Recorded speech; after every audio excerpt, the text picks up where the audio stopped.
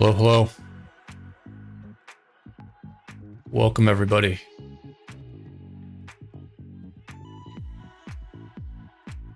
I was planning to finish a video I was working on.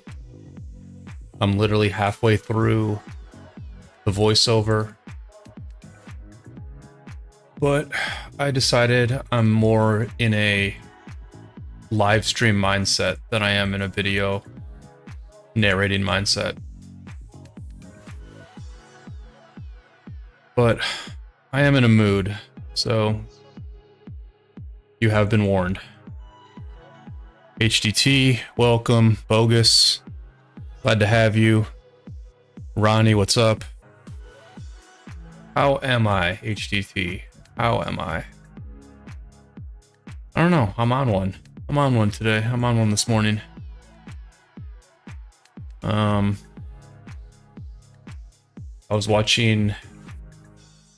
I was sitting on the couch drinking coffee, watching a YouTube video of the poker pro, Mike Matusow. The World Series of Poker is going on right now, so what Mikey does is he gets on his scooter and rides into the poker room every day, kind of just rides through the casino, so you get a vibe of the casino, and he talks into a camera while he's riding his scooter. And Mikey is on a cocktail of Adderall and pot, and he says his Adderall prescription is messed up, and he's real groggy, you know, like he's barely understandable. But when he talks about poker, there's some real intelligence there, because he has been playing poker for so long that even when he's super groggy, he can still make sense and be pretty interesting. And I am on a cocktail of caffeine and no sleep. And I can't possibly be as groggy as Matusow is, but gosh, does it feel like I am. But there's a bunch of stuff I need to do in ROK to get ready for war. And so I might as well just do it, you know? I was going to do the live stream later, but I'm in a live stream mood. I'm in a rambling mood. Like I said, I'm on one. I'm on one today. So we're just going to write it and we'll do it live.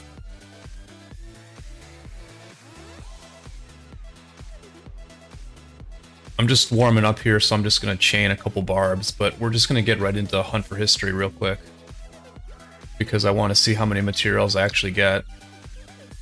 This guy here is, you know, 5 chaining, and he's going to grab this clump here.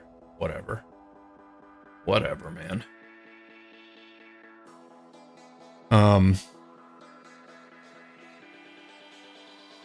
Yeah, HTT, it's not, the day is not bad. It's not bad. It's like, there's just a lot going on. There's just a bunch going on, basically. My apartment has, like, fallen apart in the last couple days. My shower stopped. Well, my oven broke a couple weeks ago. That was not a big deal. It still worked. Just the front of it fell off, basically. A big piece of glass shattered on the floor from the oven. But the oven still worked, so I didn't care about that. Then my shower stopped working. So then I called the landlord about needing the oven and the shower to be fixed. The day I contacted the landlord to fix those things, which was Monday, my refrigerator seemed to stop working as well. I didn't realize at first. At first I was just like making some cereal at night. I was like, oh, this milk is kind of warm. You know, this is kind of weird. What, you know, not a big deal. And then the next day, I was going to have some bread and butter. I take the butter out of the fridge and I'm like, this butter is half melted. You know, what is going on? So my fridge is busted as well. My fridge, my shower, and my oven were all busted. The oven got fixed. Somebody came to fix the shower. It looked like the shower was fixed. I try it the next day. The shower's busted again. The oven got fixed. They might be delivering a new fridge later today. I don't even know.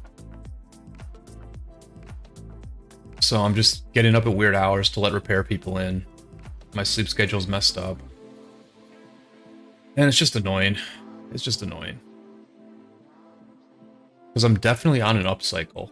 I'm for sure on an upcycle in my life. A bunch of things are going well. I'm performing well in a number of areas. And so I'm just annoyed because I'm trying to get things lined up for war. And I'm just, you know, having some bad luck in a couple areas.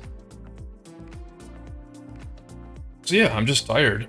I'm tired, but I got a bunch of stuff to do. And I might as well start getting into this stuff because, yeah, like I said, I do have a bunch of stuff to do in the game, which is why I'm live streaming. So let's start actually getting this stuff done, right? First things first, let's do this Pride of the Con, or let's do this Hunt for History. And see how many materials we get, just to see where we're at. I know we have enough materials for Pride of the Con, but I want to see how close I can get to the next item as well. Because I have a bunch of iconics to, I have a bunch of iconics that I need to use.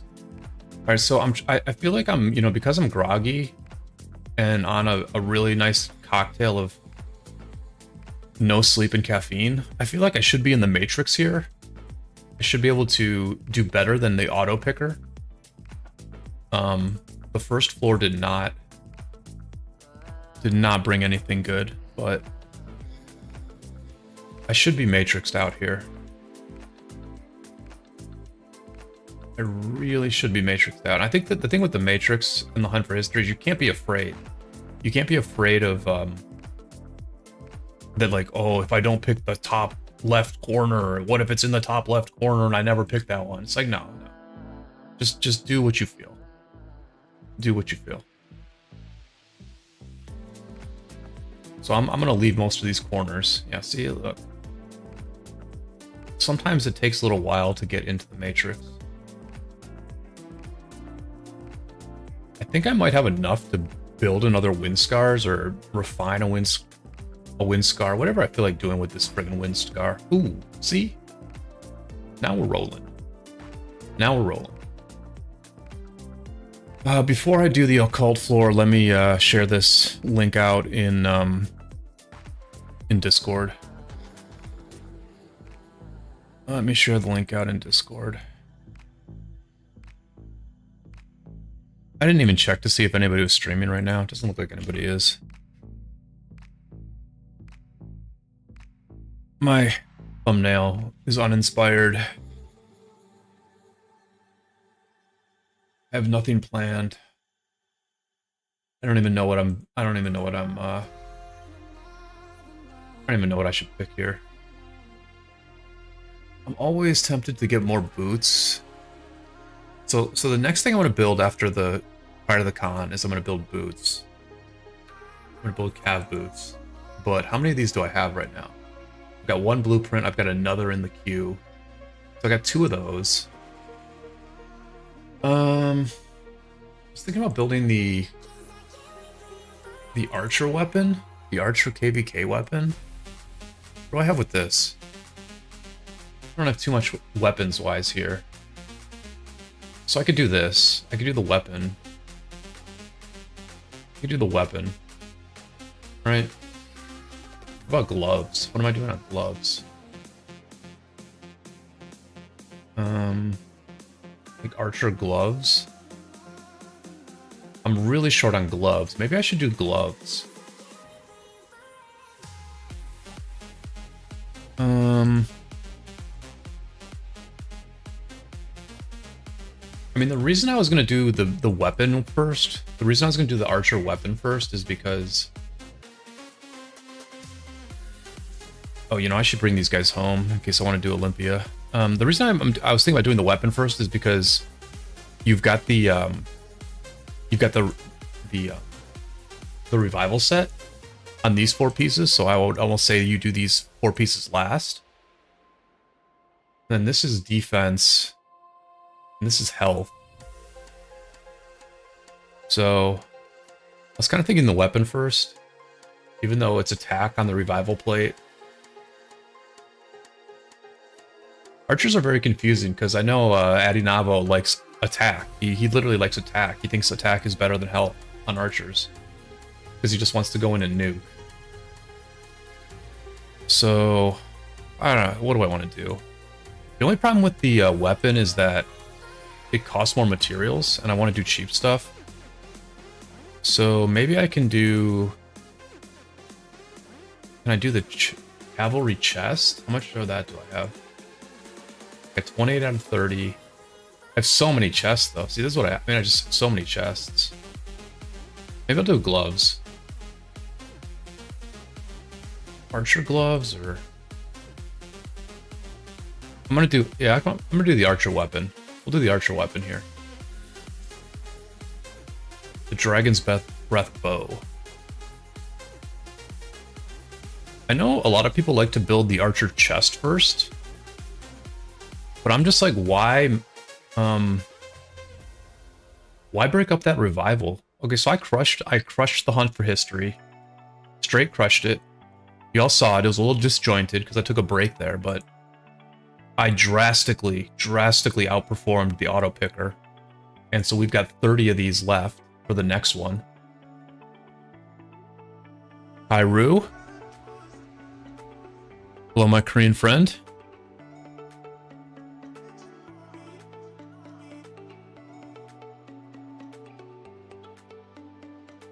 Oops. Oh, Whisper, what's up? Good to have you here. Okay, so, alright, we got that done. We got the hunt for history done. We grabbed a couple more materials. And now the deal is this. We're just going to finish this off. I mean, there's no drama here. We're just going to get it done. And then we'll bring the double C home. So you can refine from the field, basically. You can refine from the field. Boom. Pride of the Khan. In the books. That's how you KvK prep right there. That is what they call KvK preppage. And now let's immediately shoot over and look at how close we are on the boots. We were pretty far off. We're 31 off. So we're not going to be able to do the boots today. We can probably do it later on in the KvK. This is where I screwed up a little bit. Just in a long-term sense, this is where I screwed up. I have 3 iconics left over. Yeah, I have 3 iconics left over. And so this was just kind of a misplay, long-term misplay, where I didn't focus enough on materials. I made a few mistakes with materials. I didn't spend enough on materials. I spent too many gems on speed ups over the last year or two. Didn't spend enough getting materials. And so now I have a bunch of iconics left over on the eve of war. So Double C's coming home. We got the Pride of the Khan done. What else do we have to do?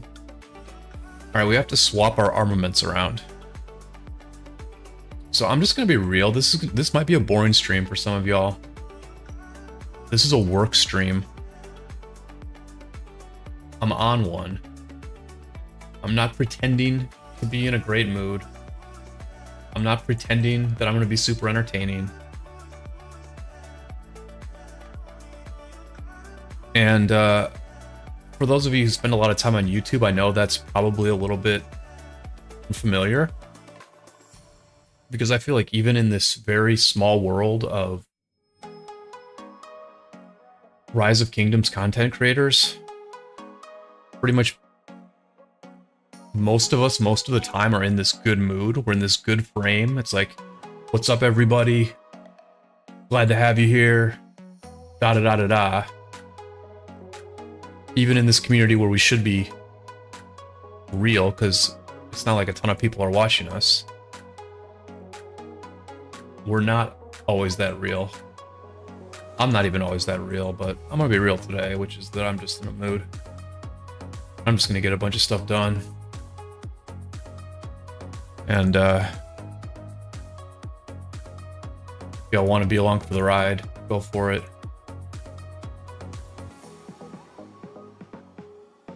If not, maybe you'll catch me on a different day and I'll be in some better mood. But alright, so here's the deal. I might use Attila. Alright, here's what we have to do. We have to move Saladin's armaments over to XY. And then I want to put pretty good, just straightforward fighting runes for armaments on Attila, because I might do some Attila Nevsky rallies and counter rallies. Alright, so this guy needs to go to line formation, and he needs to steal all of Saladin's. He just needs to steal everything Saladin has, right? Yeah, he just needs to steal everything Saladin has. Shaki, we're in Orleans. War starts on July 4th. Alright, so this is the reason I'm using line formation. Reduces the number of severely wounded units in battle by 10%.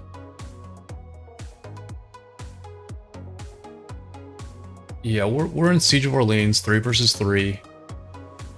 Our allies won one zone 5, our enemies won the other zone 5, and we are going to go to war with Cigar King from 1818 on July 4th.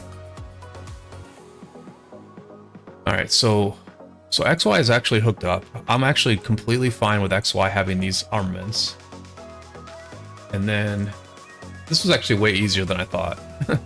This was actually way easier than I thought, right? So then, we steal everything from XY and put it on Attila.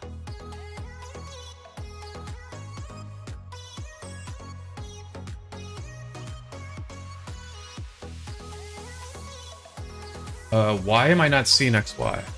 What the? Oh, did it take those off him?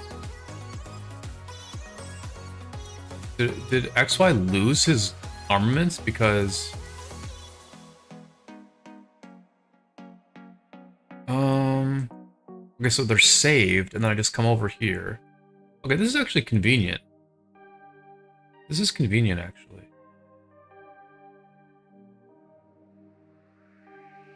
TJ Milton says, oh my god, that inscription rip. Yeah, it's pretty good. It's pretty good. I calculated that it was worth about 17% of stats. Because it's worth less than 10% less damage.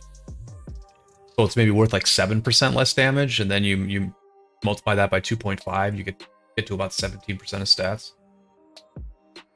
Alright. So then we just equip all these from XY.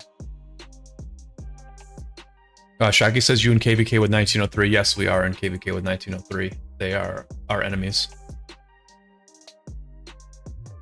They're the enemy that won their zone against 1418 and 1556. And then on the other side of the map, our allies won the zone. If an armament in the Lota is being used by another commander, tapping confirm will switch that armament over to the current commander. Armaments used by... Okay, that's fine. Whatever. Alright. So... yeah, this is all pretty good on Attila. This breaker is kind of like a debuffing march, or a debuffing inscription. It's like a tiny... what is it? It's a tiny Mora's Web, I guess? Reduces the target defense by 15% for 3 seconds. And then what does Mora's Web do? 15% for 3 seconds. 15% for 3 seconds. And this has a 30% chance to reduce it by 4%. Mora's Web only reduces the target's defense by 4%? Really? Is that true of Dagger as well? Oh, so Dagger reduces by 5% health. Yeah, so that Breaker's pretty nice when you compare it to Mora's Web, honestly. I mean, it's about the same. Yeah, it's like a 10% chance to do 15% or a 30% chance to do 4% is about the same. If anything, Breaker's like slightly better than a Mora's Web. TJ says Web just sucks. I kind of agree. I'm like looking at it and I'm like, why did I buy this blueprint and am I ever gonna make this? Like Web, like call me crazy, but Seth, welcome to the stream. Glad to have you here. Call me crazy, but isn't this inscription just better than Mora's Web? Kind of wild, actually. Oh yeah, Web stacks. That's true. Web does stack. Yeah. Anyway, switching the armaments was easier than I thought. I don't know that I need to change anything else. I guess I do, actually. I need to see if any of Xeno's armaments are better than what Flavius has. Let's compare everything Xeno has to what Flavius has, because Xeno is getting benched. Xeno is being benched in this KvK. We're using her for auxiliary skills and nada else. I might have looked through this already, but so this is like 2.43, 5%. 5% versus it's like 5% versus 5%. But I kind of like this more. I like the less damage taken. All right, so that one's better on Flav.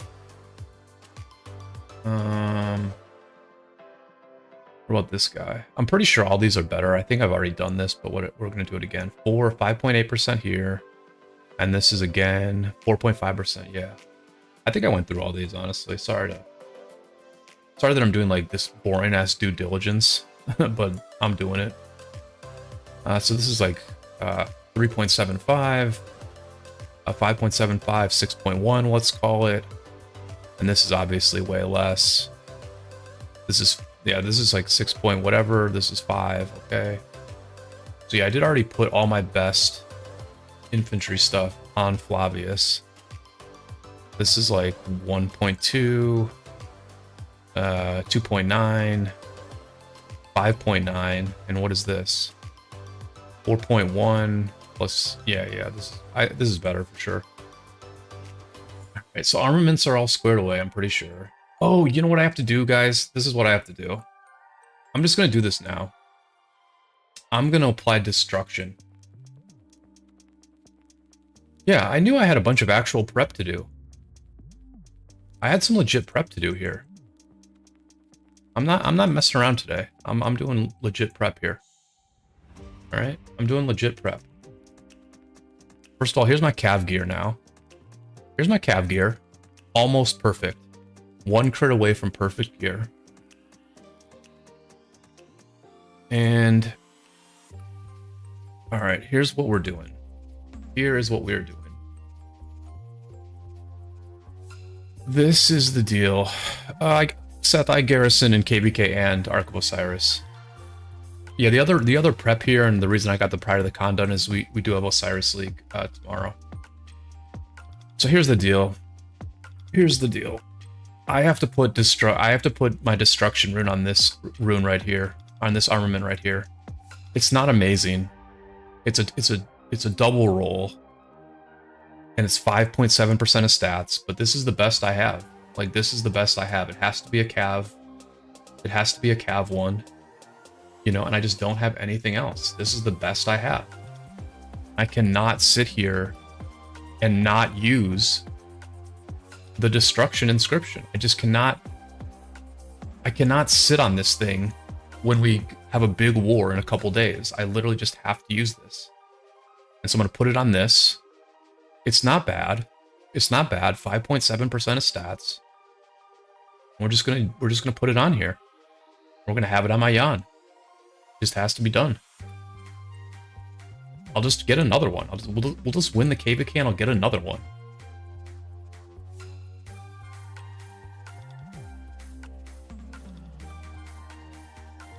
There it is.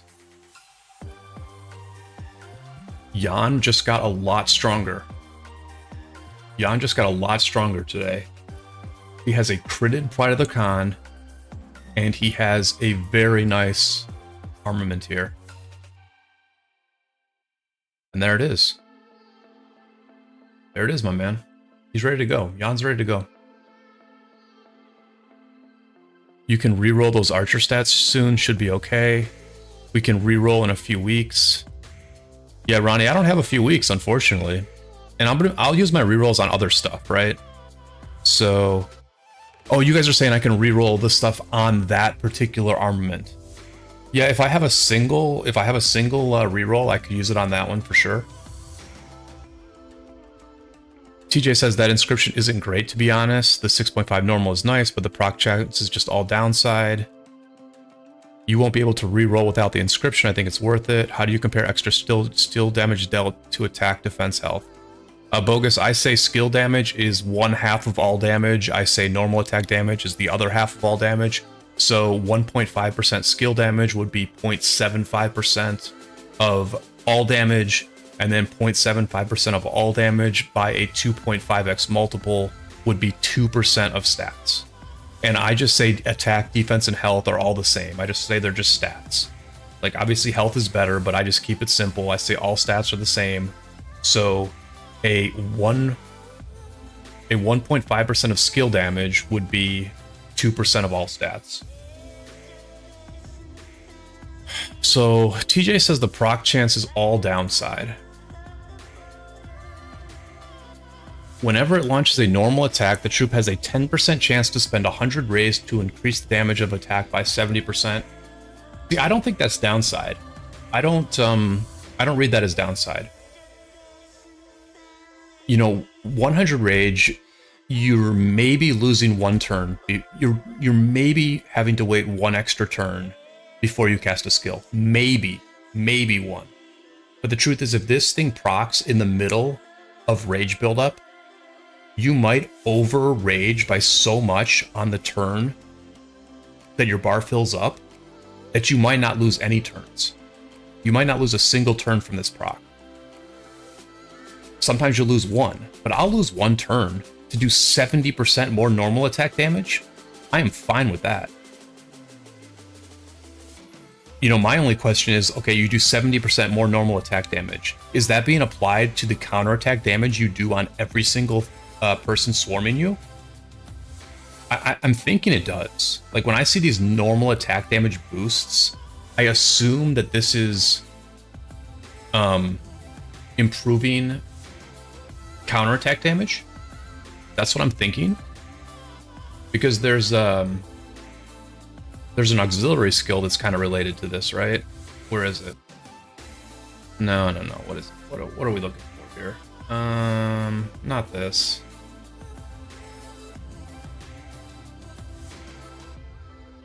I don't remember. Whatever. Anyway, there's some auxiliary skill that like improves, that gives you like 10% more normal attack damage. And I was wondering if that also buffs, like, I was wondering what that actually buffs, right? Because you're not just getting 10% more attack, you're getting 10% more normal attack damage. 10% more normal attack damage is different than 10% attack, but I'm too stupid to understand what the difference is. All right, I need to port, and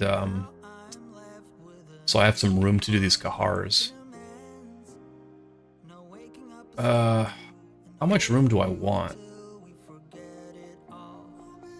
Basically, I want it to be in a tight area, right? So that but not like too tight. Like probably right here, basically. This looks good.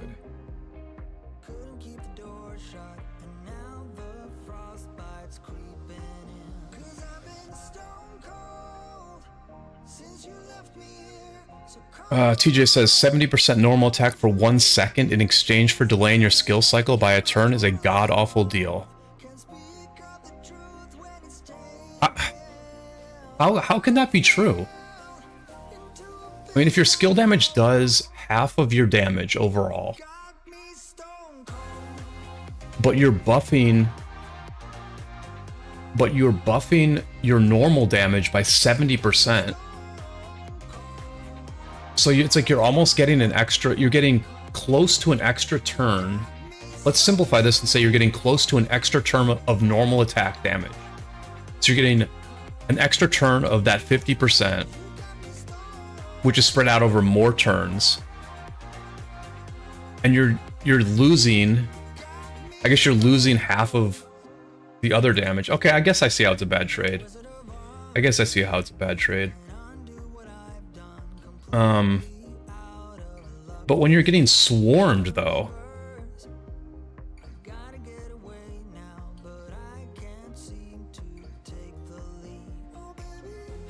okay, so TJ, I agree that when you're just fighting a rally, that's a bad trade. But when you're getting swarmed, I'm not sure that's a bad trade. Okay, so TJ says, you're right, though. Specifically on a garrison that's getting swarmed, it's great. Jetty, welcome to the stream. Thank you for the kind words. I do have some war content coming out tomorrow. I'm basically almost done with the video, but I was sitting on the couch getting ready to narrate the final 6 minutes of that video, and I was like, you know what? I am in a live streaming mood, not in a tightly packaged, concise video narration mood. So here we are. You will for sure get swarmed in Orleans. Yeah, oh yeah, I'm definitely getting swarmed. I mean, that's the only reason I even did Arch Formation, right? Like, the only reason I'm even dealing with getting an end game inscription where, as TJ says, it's a god-awful trade. Like, part of the proc of the god tier inscription is a bad trade. The only reason I'm even in that situation is because I was building my armaments to be anti-swarm. So, well, I hope I get swarmed.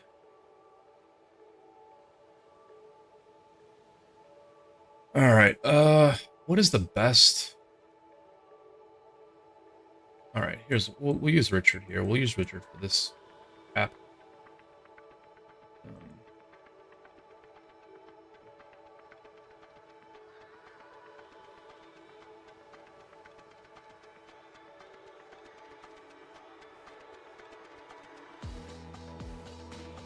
We're just doing these Kahars just because, like I said, this is a work stream. There's stuff I have to get done. And if I don't do it today, I'm gonna have to do it on Monday when I'm gonna be busy as hell. I'm busy as hell for the next few days. So I just have to get stuff done. That's the friggin' story. Alright, so Heraclius needs 3.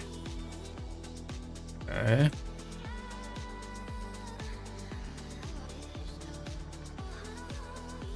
Heraclius needs 3.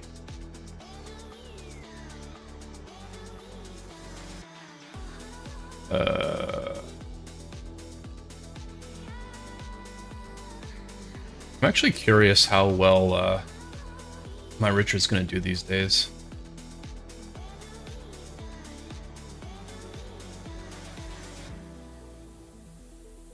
And I also want to... I just want to keep the Crystal Tech going, you know? Mountain Warfare will be available in, I don't know, a day or two. But I'm running out of crystals at the moment, so I just want to keep the Crystal Tech going. Just trying to get through Call of Arms here. And then I'm pretty clear about what I'm going to do with Crystal Tech, which is I want to get my all damage as high as I can because, again, I am a garrison captain. And then instead of doing more with Call to Arms, or instead of buffing up my infantry stats or my archer stats, I'm actually just going to throw a bunch of Crystal Tech, or a bunch of crystals into the special medicines that reduce my healing resource cost on tier 5. Because I am planning to use a lot of, to fight with mainly tier 5 this KvK. So I think I can support it resource-wise, but it's definitely worth it for me to push the special medicines and get some reduced resource cost going. So yeah, I need to do that. Yeah. ZFT Gaming, welcome to the stream. Glad to have you here.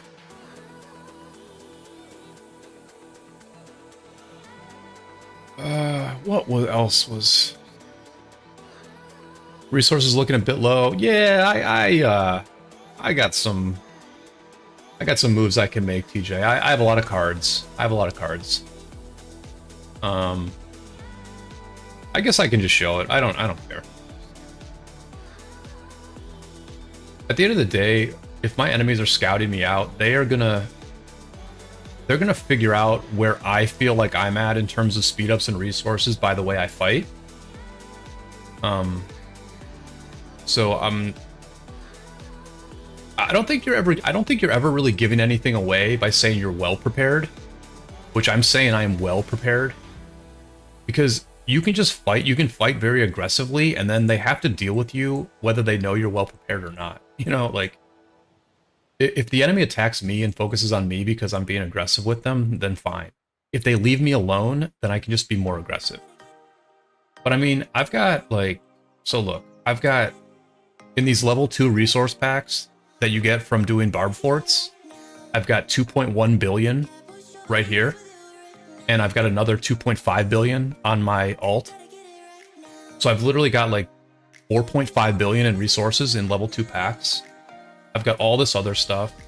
I got a bunch of these. I've just been like opening these for shits and giggles when I feel like it. And yeah, I think I'm good to go on resources, honestly. Yeah, I haven't touched my tokens in a long time, so.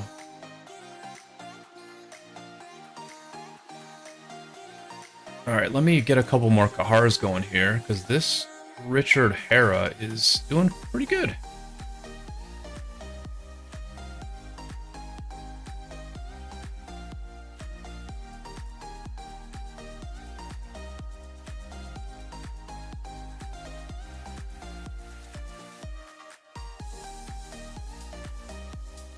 By the way, I did get admitted into the YouTube Partner Program in the last 24 hours. So thank you all for subscribing. And if you do see an advertisement during the stream, before the stream, after the stream, I think I'm gonna now start getting a cut of that money. You cannot sign up to be a member yet. I think it takes a little while for YouTube to approve whatever tiers I set up, but I also am actually gonna... I need to actually look through that a little bit and figure out, like, I need to get some emojis, basically. I need to get some emojis and figure out exactly what perks I want to do. Do these chests block a spawn point? They must. These must block spawns. What the hell? TJ says, "Are you staying in Arabia for garrison, or do you also rally?" Yeah, TJ, that was a tough one. I swapped to Arabia, partly for KvK and partly for Race Against Time. I swapped to Arabia like a week ago, maybe. I think I will rally. I think I will be rallying. You know, I'll probably rally a little bit. I mean, the other thing is, like, I have 3 cavalry marches, and so having a cavalry special unit just seems very worthwhile to me. Mattba, welcome to the stream. Kick you, welcome to the stream. So I mean, like, Ottoman is obviously amazing for open field, the skill damage 5% plus the march speed, but I just feel like the value you get from these special units is pretty good. And if I'm gonna be using 3 cav marches in the open field, I just want to have be cav. I mean, like I could go France as well and get the hospital healing and the troop health. But again, the special axeman would only apply to 1 march.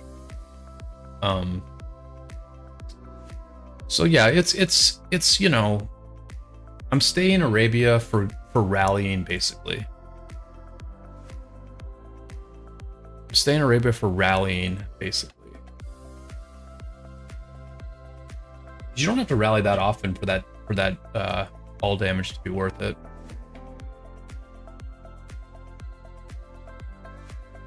But it's not great. Like Arabia is just not great, and I was pretty disappointed that Greece is going to be an infantry civ, because I feel like cavalry deserves a better civ. Honestly, they're just not a great cavalry civ. I mean, infantry already has France and Vikings. Like Vikings is pretty good too. Archers obviously have Ottoman, which is amazing.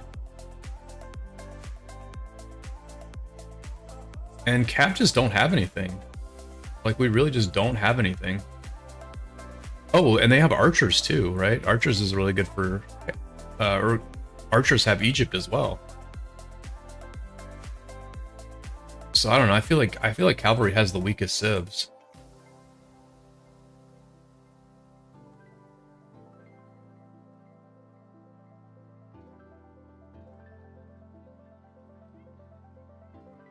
Yeah, I would love a cav field civ.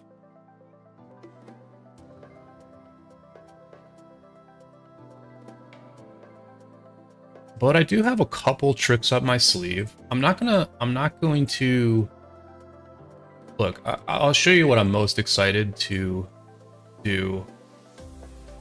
What I'm most excited for is to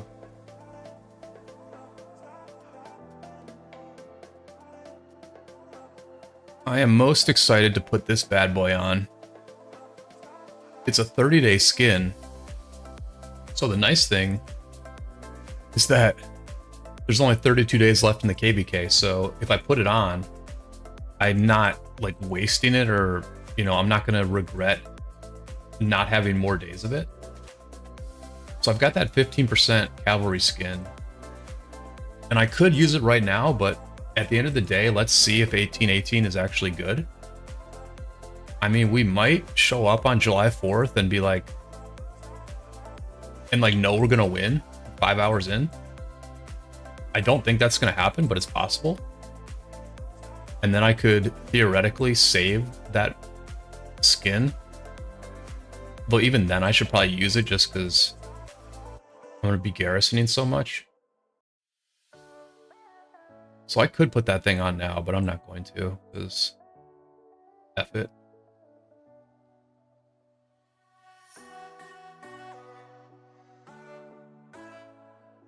Yeah, I forgot I even had that Zenith skin. I must have been in a complete fog when I got that skin, because I forgot I even had it.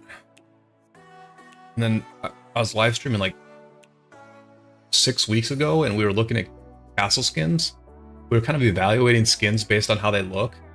And so I was just like going through the skins, and I was like, wait a minute, why do I have this one?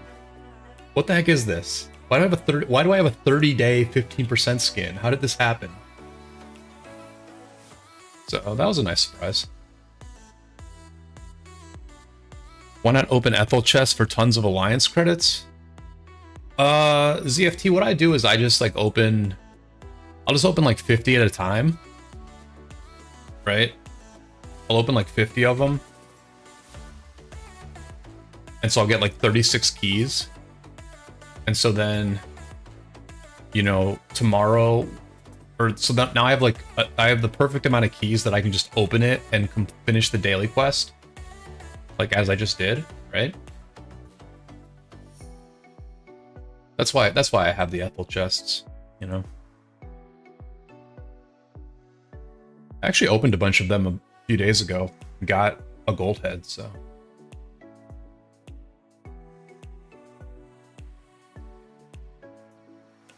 Perch says doubting 1818 showing up or not is the funniest thing I've seen today. I'm just saying, I'm not gonna use my castle skin. I'm not gonna use my precious castle skin until I see them fight. That's all. I'll probably pop it open, you know, an hour into fighting, but I'm still gonna wait. I'm still gonna wait. I know they'll show up, Purge, but I'm just saying, what if we dust them so hard in the open field for the first couple hours that we're like, okay, this is trivial, you know?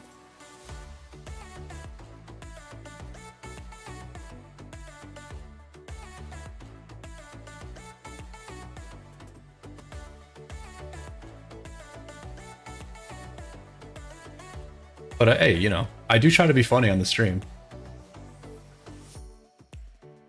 I'm not in a funny mood today, but maybe that will make me even funnier.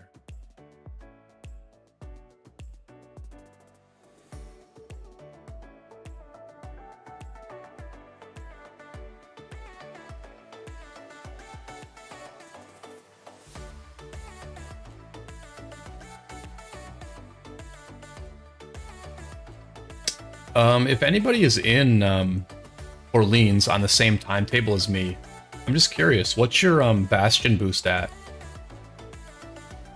I'm at 96%. I was just curious what other people are at. Actually, I need to do Bastions today as well. That's the other thing I have to do. Alright. That's what I forgot about doing. Yeah, okay, alright.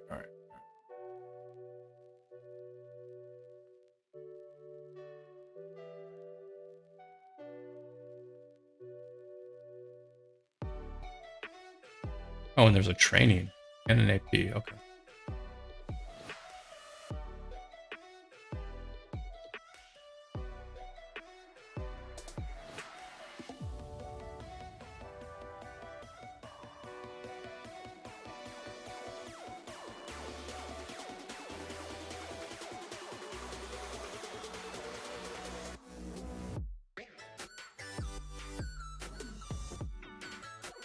Guess I'll do this one, right? This one's pretty easy to finish.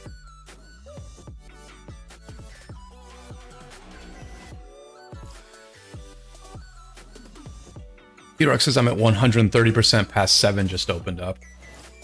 Alright, so you're a little bit ahead of me, Pete. I mean, you're ahead of me on days, so...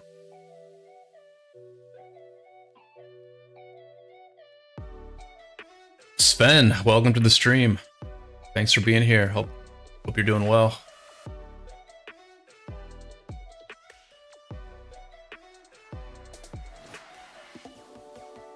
feel like I've been doing pretty good on Bastion quests. Yeah, I've been doing pretty good on Bastion quests, and I need to open up some cars real quick. Real quick.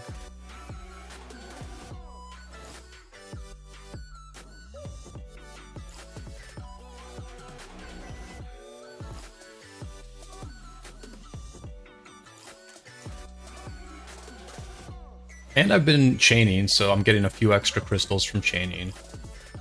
I mean, I can't complain about my crystal gain. I think I've done what I can do. And I think I'll be in pretty good shape.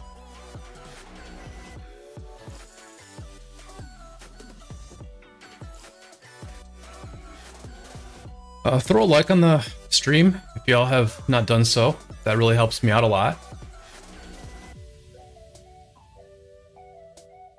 Especially if you're enjoying this kind of workday type stream where I'm not really trying to entertain, I'm just getting the stuff done in the game that I need to get done. And that is leading to me talking about certain things. The chat is also keeping the conversation going, but this is not a structured stream. This is not a show. I'm not a dancing monkey today. I am playing the game and preparing for war. So if you like this type of stream, be sure to throw a like on it. so that I will be encouraged to do it again in the future. Because there is a part of me that only likes to stream and only likes to narrate videos when I'm like, quote unquote, on my A game, when I'm feeling inspired. And when I'm, you know, when I'm in a super boring mode, then I definitely shouldn't be streaming. I definitely shouldn't be making videos. But when I'm in an odd mood, like I am today, it would be nice if I can actually, you know, be a decent entertainer. Sven says, yeah, I'm doing great, but I'm tired for some reason, and how are you? Yeah, it's Sven, I'm tired for some reason also, actually. My sleep schedule is just completely out of whack. As I was saying earlier, my apartment is falling apart, so I've had repair people coming in and out. I had to empty my fridge yesterday, because all the food in it was spoiled, because the fridge stopped working. Not that that took a lot of work, but for a lazy bastard like me, it was work. So yeah, I'm tired too, Sven. I'm tired too. But when you're tired and have to get stuff done, then you might as well be productive, right? You might as well do the no intelligence required stuff that has to get done, so that even if you feel kind of crappy, kind of groggy, or maybe dusty is the word. Maybe I just feel dusty today. So even when you feel dusty, you can still basically accomplish some things.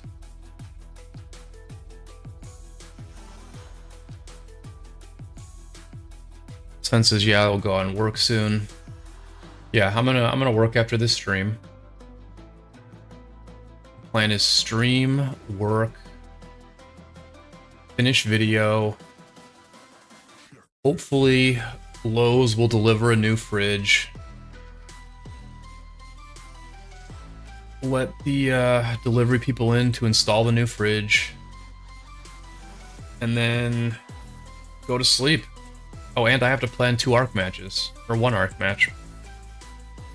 So yeah. Let the, get the new fridge installed. Plan the arc match. Go to bed. And, yeah. If I can do all that, it'll be a good day. Regardless of how I feel. Dusty. Yeah, Dusty, Dusty is a poker term. Sometimes you can say you have like a dusty ace, which is like a bad ace. Like you have like ace 6 or something like that. And then Dusty is also a term, Avon Barksdale used in The Wire to describe D'Angelo. When D'Angelo was in jail and high on dope, he said, "You look dusty." But I'm not dusty like that, I'm just tired. I'm just tired and not in a good mood. Miles says, when is war starting? Miles, war starts on July 4th. So war starts basically 72 hours from now. To be very specific, war starts 73 hours from now.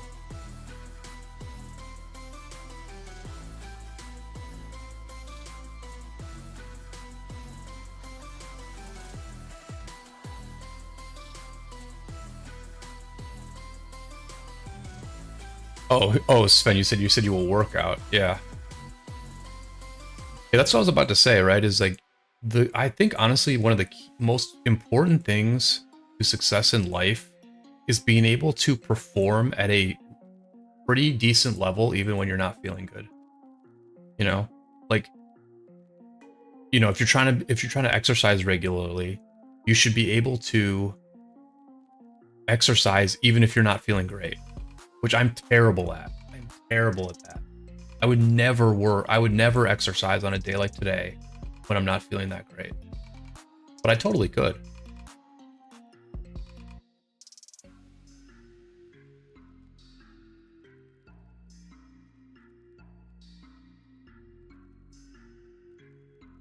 Black Panther, welcome. Thanks for hanging out. Good morning to you. Yeah, it's friggin' ridiculous that I'm streaming at this hour. It's 7:30 a.m. here. I've been up all night because I woke up at like 11 o'clock at night or something. I would normally always be asleep right now, but here I'm in live stream and it makes no sense. Nothing makes sense. I'm doing all my Kahars. Did I even check to make sure that there's no crystal tech that's gonna boost this? There is no crystal tech to boost this, right? They got rid of that. They got rid of that. Right?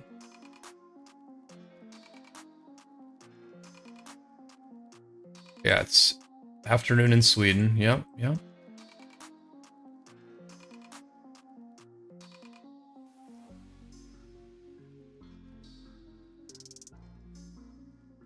Alright, let's keep doing Bastion quests while I'm chaining.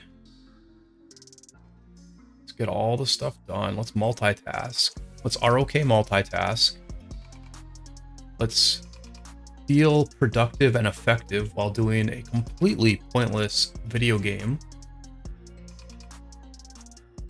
Let's completely delude and trick our mind.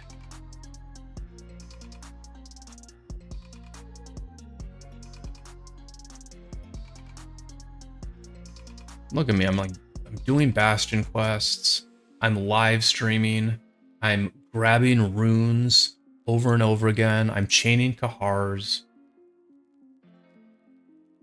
I'm such a badass. Look at my digital skills.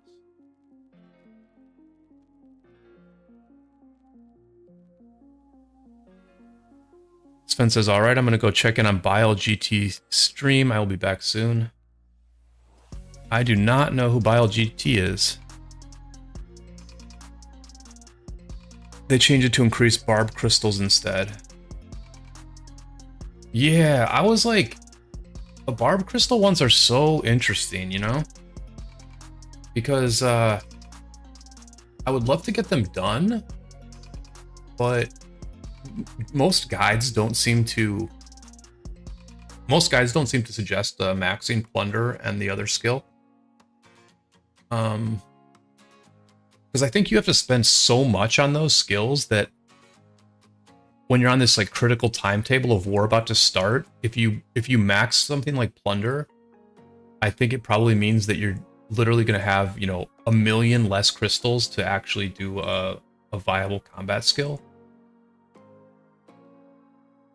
But I did put a few points into plunder because I am just chaining so friggin' much.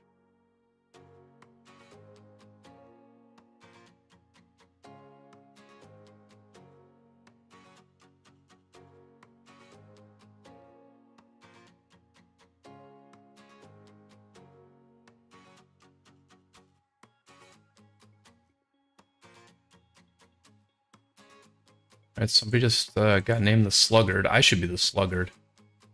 I'm the Sluggard today.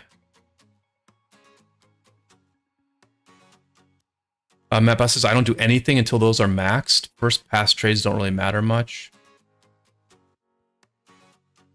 I don't think most guides recommended maxing those, Matt, unless I read the guides wrong.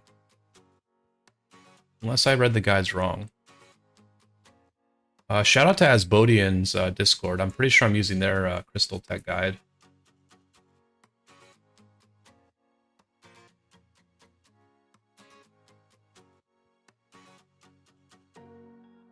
Oops, I don't want to grab that. I want to go over here.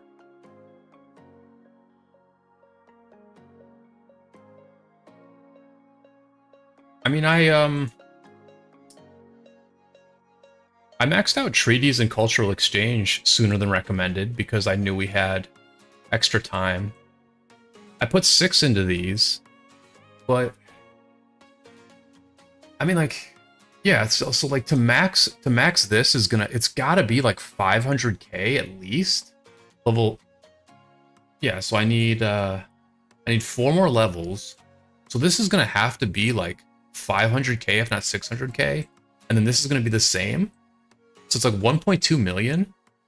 And it's just like very hard to imagine you're going to get 1.2 million of crystals back from that. From these two skills, maxing these two skills. I don't imagine you can get 1.2 million crystals back before Tuesday.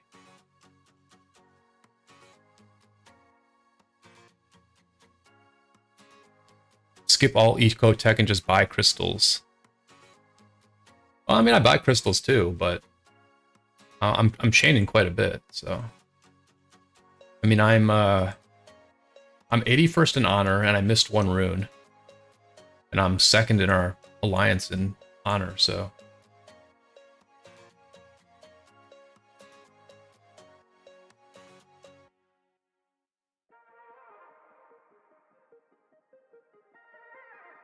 You just don't get that many crystals from doing barbs. Like, that's the bottom line. Like, you just don't get many crystals from it. I mean, you get what? What do you get from, what do you get from killing a barb?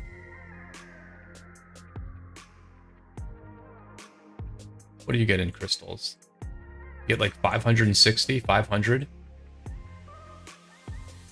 So I mean, you get like let's say you get 525 crystals from killing a barb. So if you kill 100 barbs, you're getting 50k crystals. That's like nothing. That's one bastion quest. That's one training bastion quest. You get the same amount of crystals from one training bastion quest as you get from killing 100 barbs.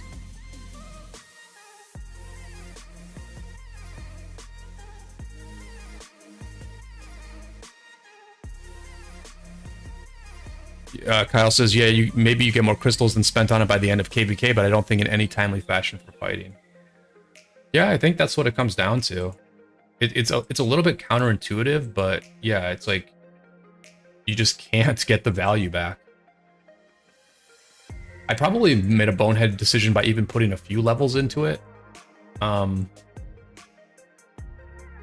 yeah, I was kind of just like still thinking it through when I did that.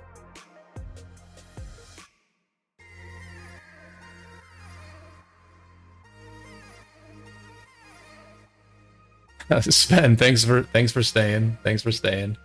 Appreciate it. Appreciate it.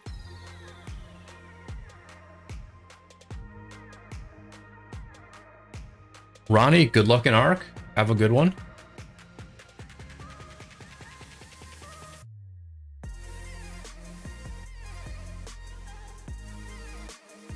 So there's my training quest. We'll do that in a minute. We'll get all these rune ones done. And we're just gonna keep these Kahars going as best we can. This is actually pretty good, right? I'm being pretty AP efficient here, am I not?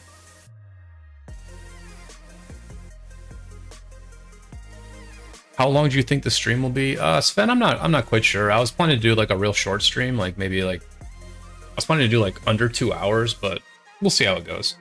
We'll see how it goes.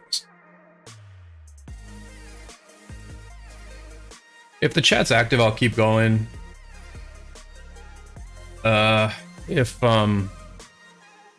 run out of things to talk about, I'll cut it a little bit short. I'm too dusty to really stretch it out and come up with new material myself, so we'll just play it by ear. At least another hour, though.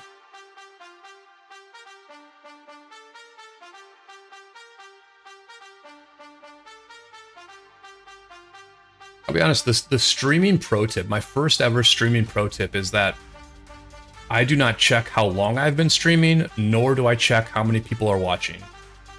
I used to monitor how many people are watching constantly. I used to have it on my other screen, and I could just like always see how many people are watching. I never even look anymore. I just try to interact with the chat, do the best content I can do, and guess what? If I do those things and if I focus on those things, more people are going to watch. Me staring at the number of people watching my stream is not helping. In fact, it usually hurts.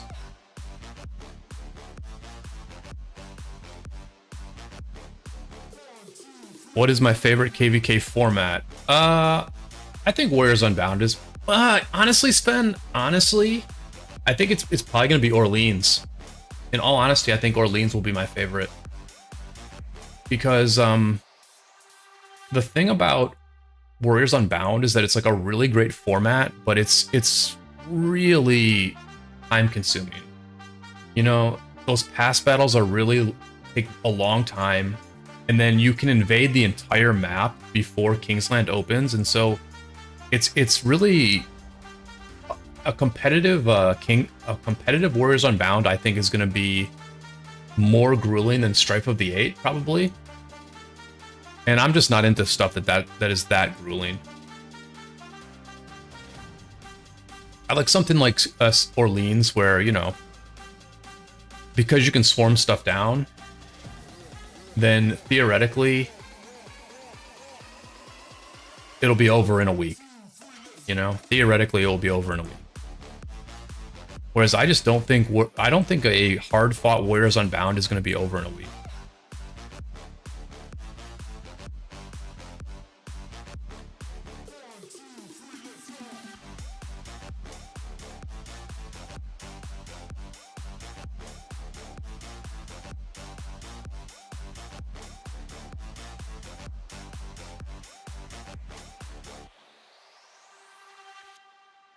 So I'm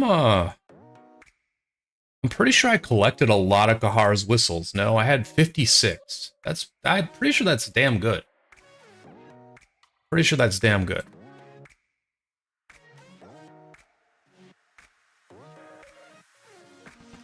And my Bastion strategy is basically have no life and refresh them quite a bit. Like, you can see that I hadn't even touched these all day, but I had all these prepped, right?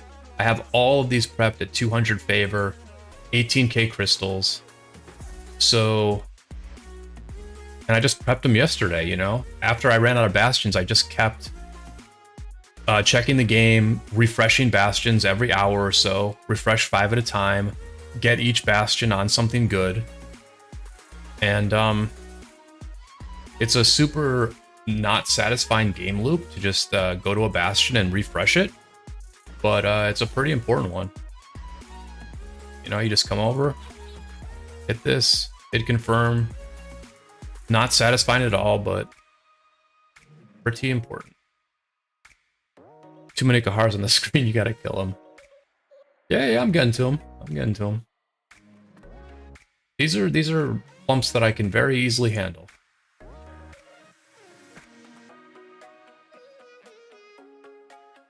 This is a very nice plump that I can get all of it at once.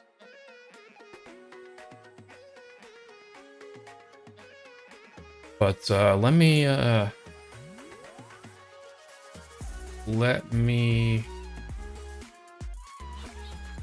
do Lost Canyon real quick here.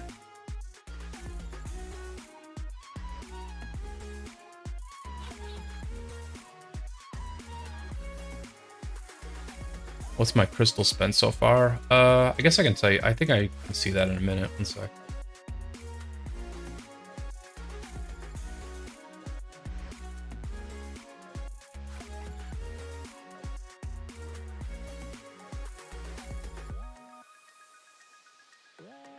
I know my Lost Canyon is pretty low ranking, but that's just because my gear is always on barb chainers who are out in the field. And I just try to win. Like, my whole thing is I just want to win so I can get the weekly quest done.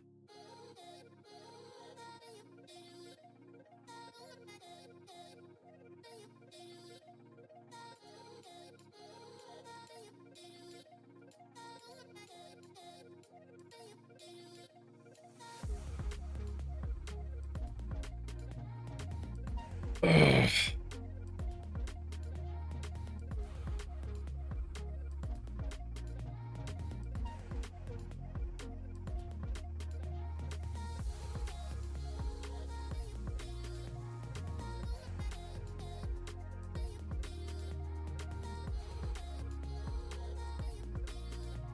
Alright, so crystal spent.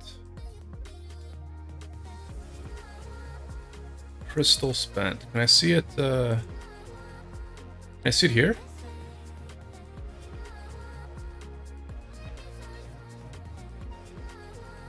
Where do you see the crystal spent? Oh, I saw I've spent 59. I've spent 59.6 million. How about you, Matt?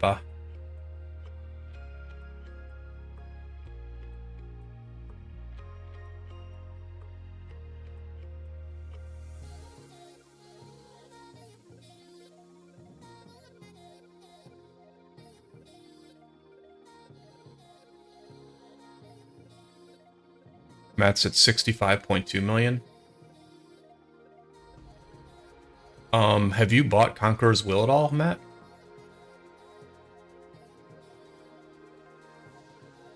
I mean, so obviously I have a few, so I'm pretty close to where you're at. I don't know if you've done all your Kahars though yet.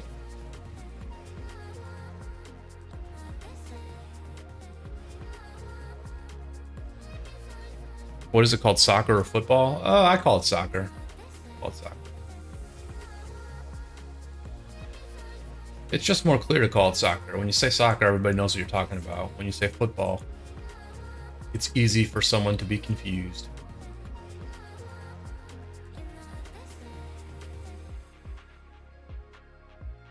Well, I'm sure somebody out there thinks that's the funniest thing I've said all day.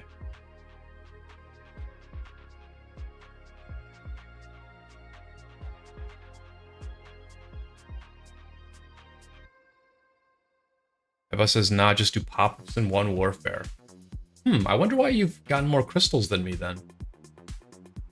I'm a little surprised, honestly. I thought I was doing quite well. Hey Sven, you asked, man.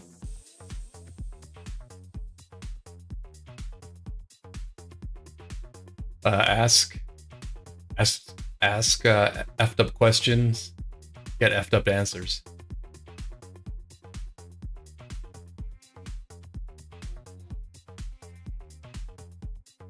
Yeah, but I do wonder why you have gotten more crystals than me, honestly. I guess maybe it's partly because you put more points into stuff like Plunder. But yeah, that's interesting. I mean, I didn't get these. I didn't get the Trial of Karquak done like immediately every time, but like I've been pretty quick on it. It's from maxing Plunder. I think you underestimate it. Yeah, I mean, I have no idea how many barbs I kill, so.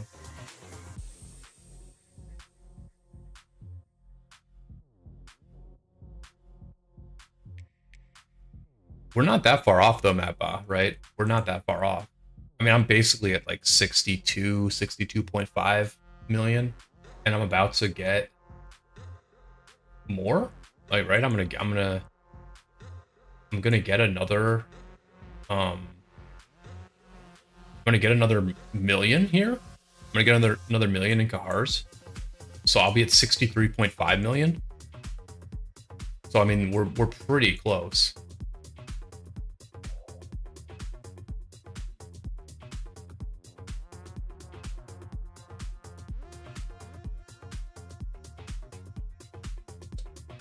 Sven, I'm mostly a Cav player. I'm mostly Cav. I'm gonna use 3 Cav marches, 1 Archer march, and 1 infantry march. But I also have an infantry garrison, so.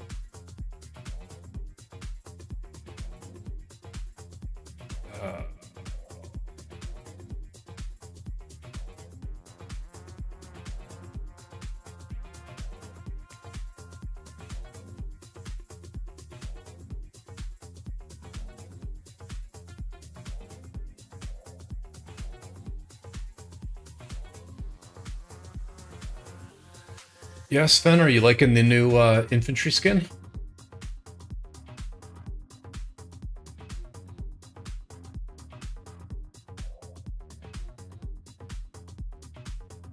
Alright, I need to save a couple of these.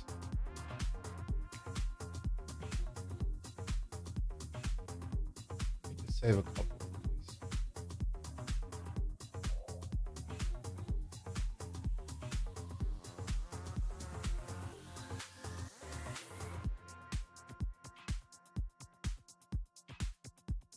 I kind of wanted to show... I need to find the, I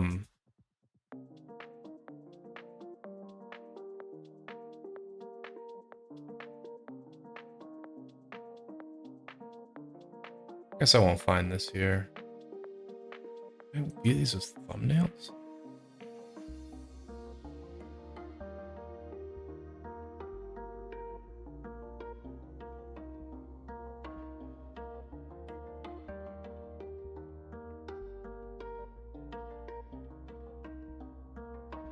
Oh yeah, I do have it. Yeah, so here's the matchup. Here's the KvK matchup. It's red camp, us in blue, and green camp against orange, purple, and gray.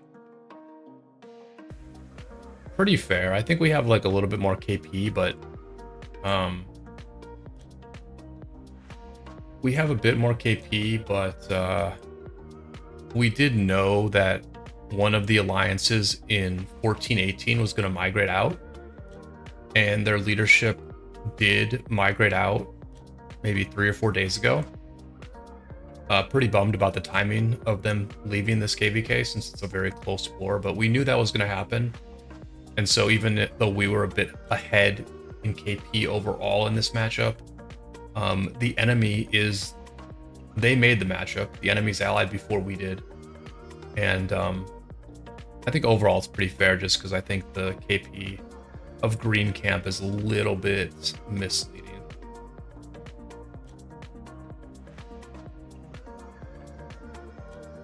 But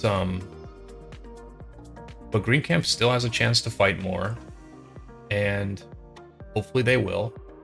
I think it'll be very important that green camp continue to fight. And then red camp is doing very well. Red camp beat gray camp, and red camp's been like really active.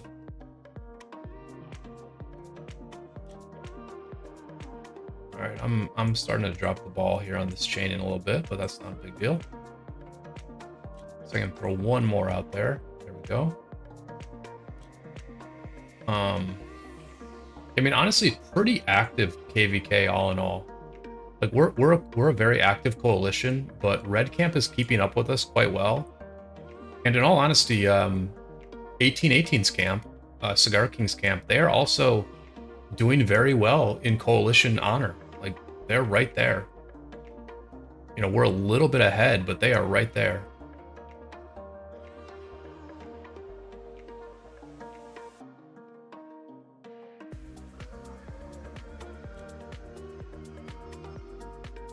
You know, Matt, I guess it also depends on how much AP you've been spending, right?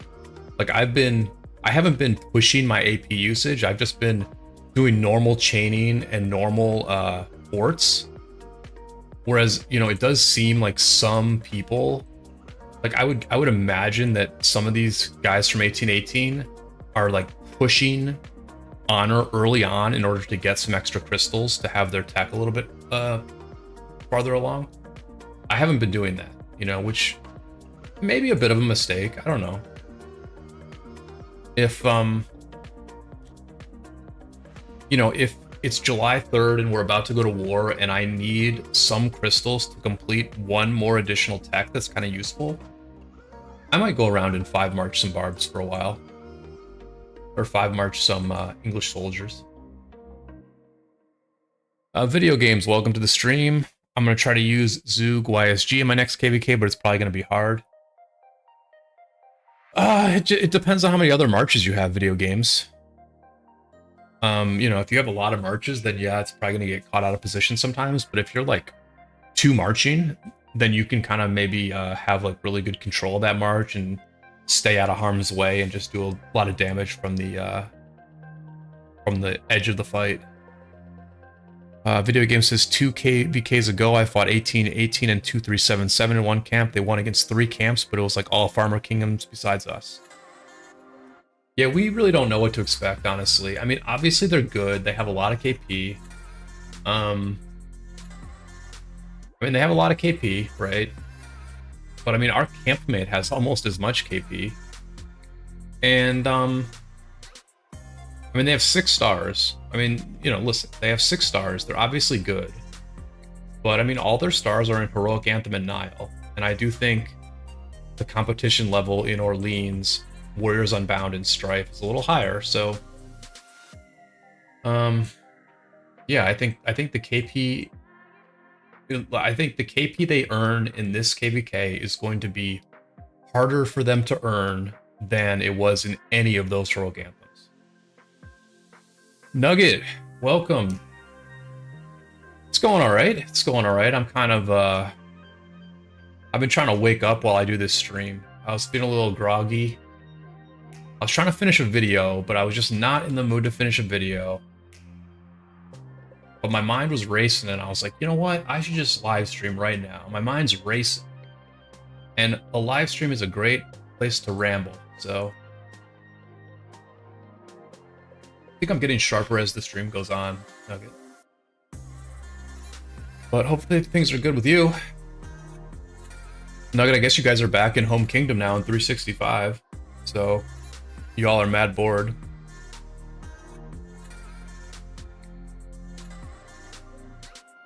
It'll be interesting to see if 365 wants to do a rest KvK.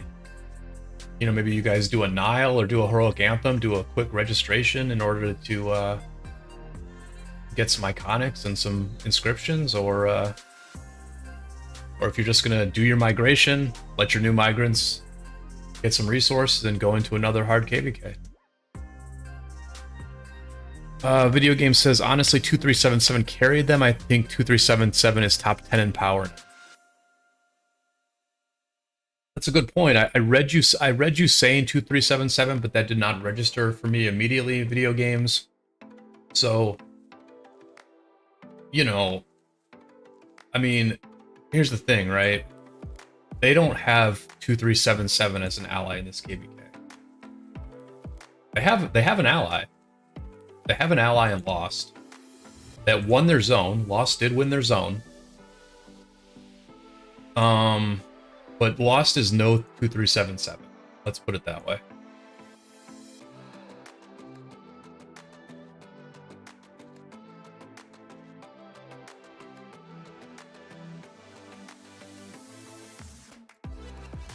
I mean, I think it's gonna be a really good war, you know? I think even if one side has sort of like is clearly ahead, and if after a day or two of fighting, if one side has an 80% chance to win, you can just kind of tell based on how things are going that one side has 80% chance to win. I think both sides are going to keep fighting for several days anyway. I mean, we need to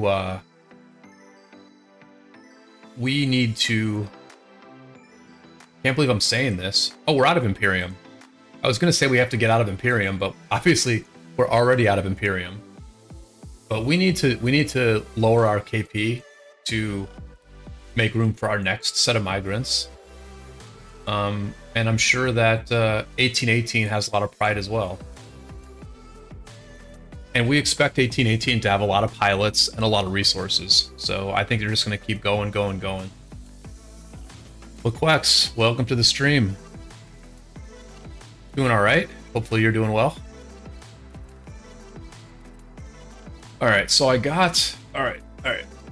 I said I was sharp, but I'm clearly not sharp because I don't even know what I'm doing right now. All right, so I got the Kahars done. Now I can invest in a bit more tech.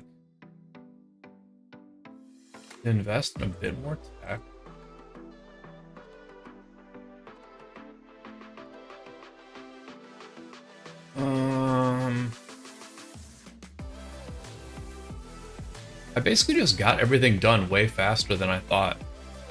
Like, I thought the armament switching was going to take a long time, but it took no time at all. It took no time at all to switch my armaments up.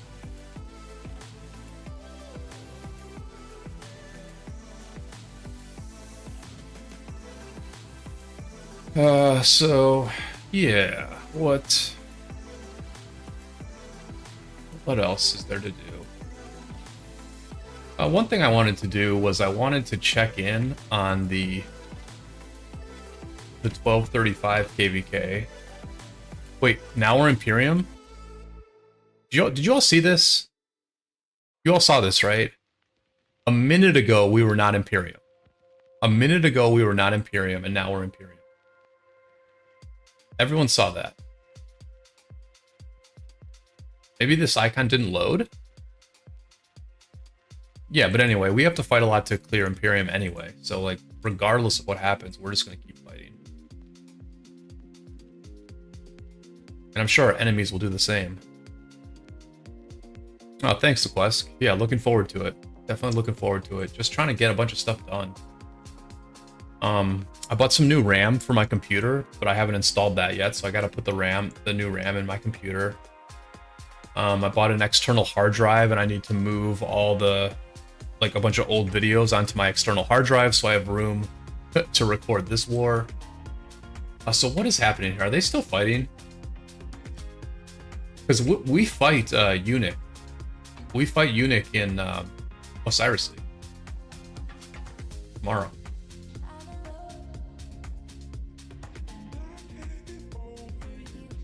So I mean, their fort is. I guess they would be over here, eh? They're actually building right now. Interesting. So they're building a fort. Oh, it's protected. Okay. They're building a bunch of forts.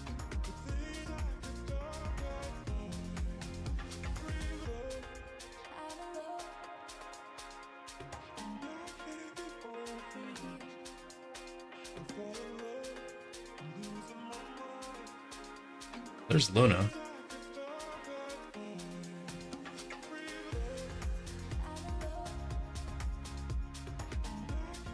Yeah, they're still fighting. So they're like still fully fighting over here. I think we got pretty lucky with our Osiris League matchup. Like I'm not saying we're gonna win. I'm not saying we're gonna win, but I'm just saying that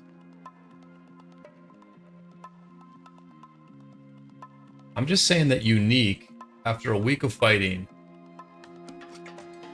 is down to 2.28 total power, which I'm pretty sure they were well over. I'm pretty sure they were well over 3 billion when they registered, but now they're down to 2.3. So I'd say we got a pretty good matchup, but we're still going to take it very, very seriously.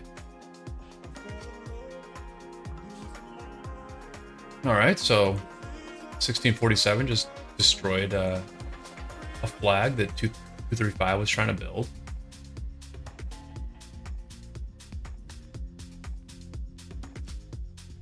So I don't care who wins this war today. I just hope they fight for the next 24 hours straight.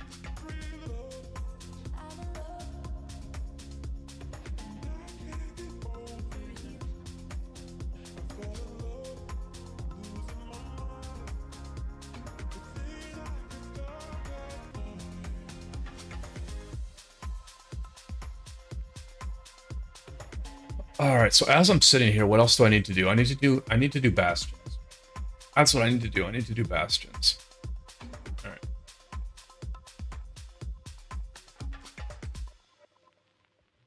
You need to do bastions.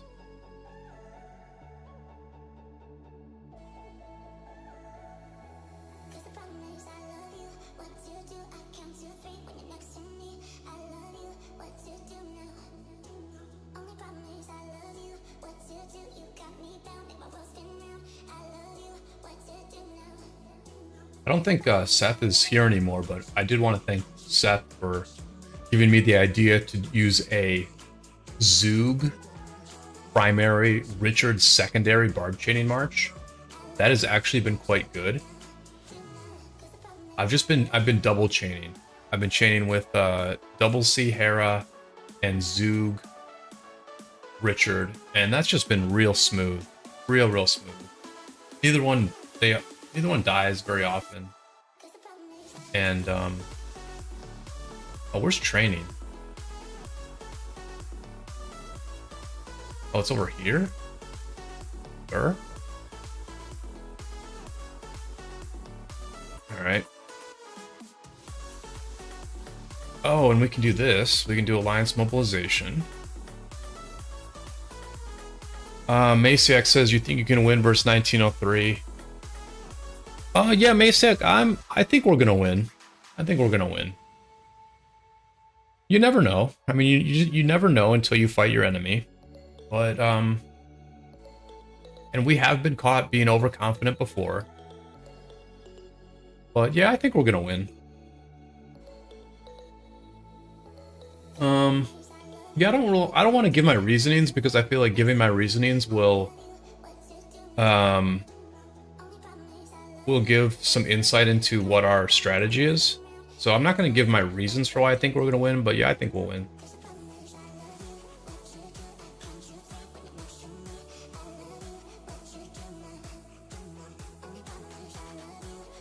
I mean, I just think the competition level that we've been playing at is different than the competition level 818 and 1903 have been playing at. And I think our allies are very strong. I think our campmates are like extremely, extremely strong. Which there's only been a few times in this game where we've had strong campmates. In all honesty, you get a good number of Korean kingdoms in this game that are not that good. And so we've had a lot of garbage allies over the years. But on the rare occasions that we've had very good allies, we've always had really good performances. And I just see absolutely zero evidence whatsoever that we have anything other than a really good ally this time.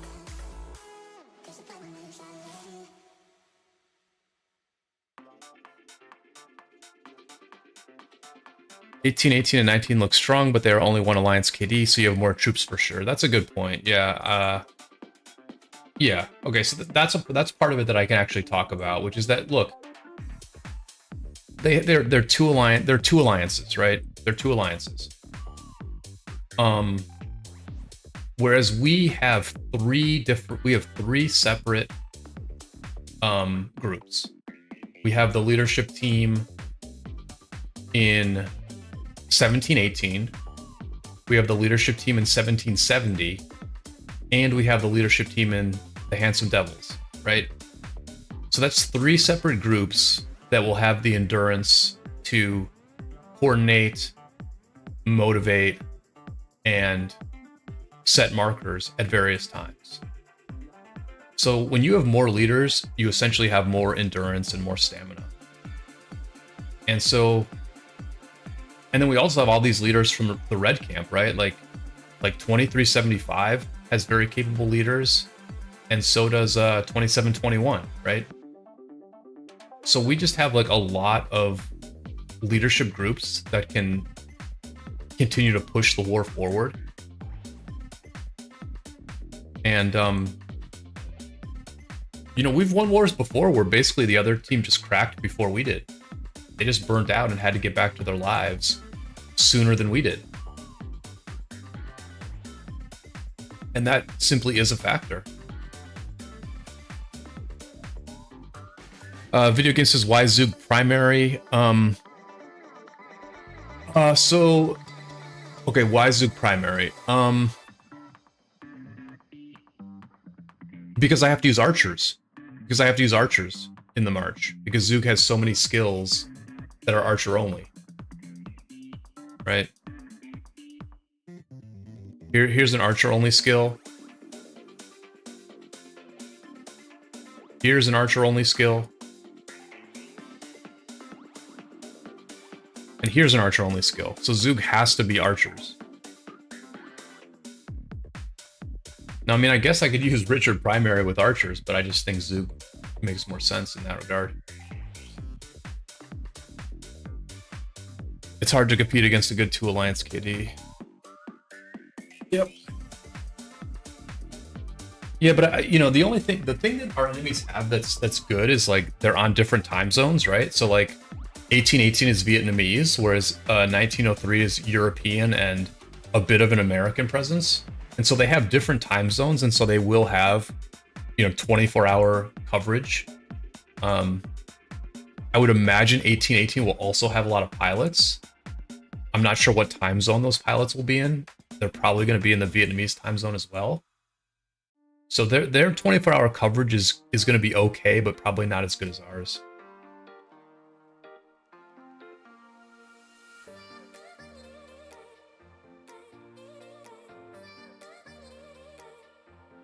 But I mean, there are some variables. There are some variables I'm not mentioning. Some of those variables are in our favor. Some are in the enemy's favor.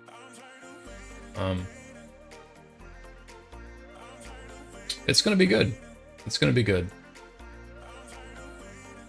I just want my shower to be fixed, and I want my fridge to be fixed. I need to stock up my fridge. I had all my meals planned. I had my meals planned for the entire week, right? Like, I like to make things that are very quick during war, so that I'm not spending a bunch of time cooking. So I mean, I had a bunch of trout in the freezer. I was gonna make trout and white rice for 4 nights straight, because I can literally cook trout in 4 minutes, and I could saute trout in 4 minutes, and I can just throw boil in the bag rice in a pot and not even pay attention to it. So I was gonna have this very simple dinner every night, and then my friggin' refrigerator breaks and all that food spoils.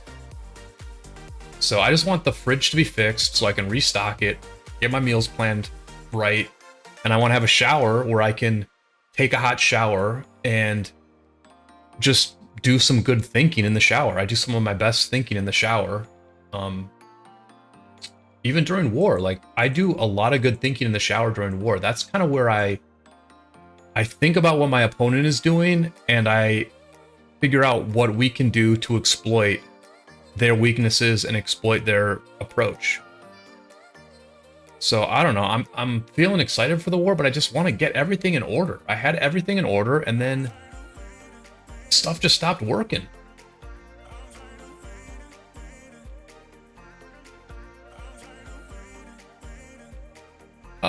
Yeah, what's up, Sven? Nothing new. Nothing new. I'm still just whining. I'm still just complaining, Nothing new. Video games, so I'm thinking about working on Nebu from Dalins for Nebu Zug Boudica YSG. Yeah, I mean, video games, I think it just comes down to how big of a spender you are. I think dailies are very worthwhile. I built Attila through the dailies. I finished off Guan through the dailies. I finished off William through the dailies. At this point, I'm done with the dailies, and I'm feeling good about that. I like saving that $5 every day. I mean, I think Nebu does make sense. Like, I'm not planning to build a second archer gear at the moment. Although, I mean, video games, you could also build Artemis, though. You could run Boudica Artemis and Zug YSG. I think Chisgel said the other day that he didn't like Zug YSG very much. He said it was just too slow. So I mean, I don't have an opinion on it because I've not used Zug YSG, but yeah, I guess I would prefer Nebu to Artemis. I guess I would. Yeah, I like the speed. You know what I should check? Oh, the Zug's out, so I can't check it. I wanted to see what my archer, how fast my archer and infantry marches are compared to my cav marches. Because I put, let's see, I put 20% march speed on Guan, and I'm going to put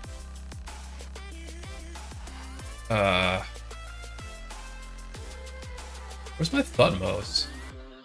Oh, the Thutmose is on the Zug. That's fine. Okay, so I've got 20% more march speed on the Guan, and I've got 8% march speed on the on the Zug. But I could also put the Edward and get the 25% march speed.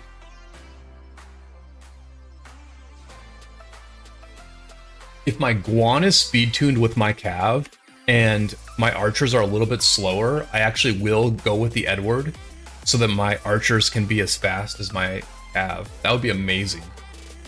If I could get 3 Cav marches to be speed tuned with my archer march and my infantry march, that would be freaking amazing.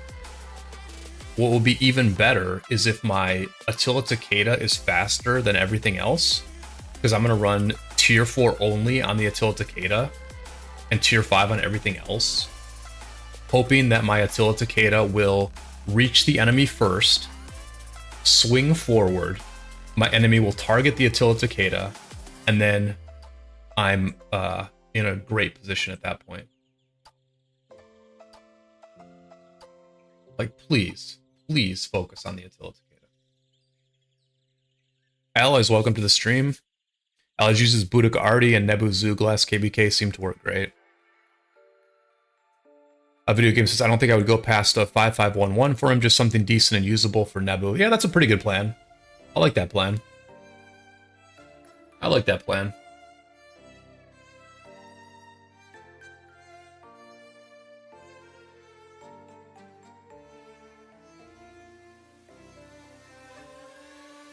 We'll be right back. I need to grab some more water.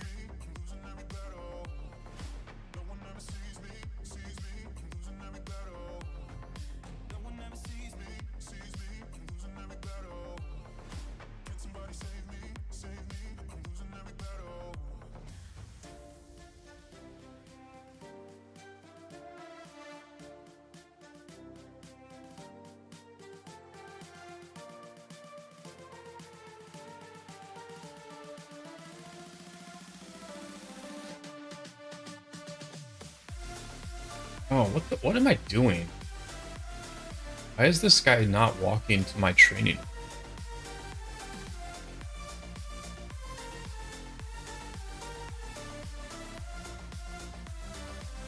The other reason I'm not feeling that good is because I've been eating crappy the last couple days.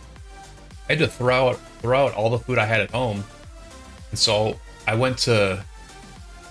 just been having to eat out every day, and I've been like sleeping weird hours, so I went to Raising Cane's late at night 2 nights ago. Raising Cane's is like fried chicken.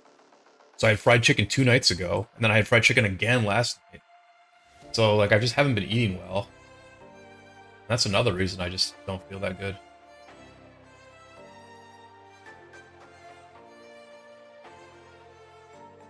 I only remembered that now because I walked into the other room to grab water and realized I still have some leftovers, which will be quite tasty once this stream is over.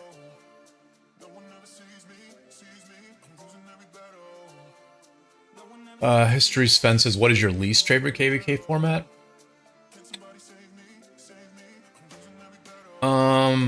Well, Sven, I don't know. I guess Nile, probably.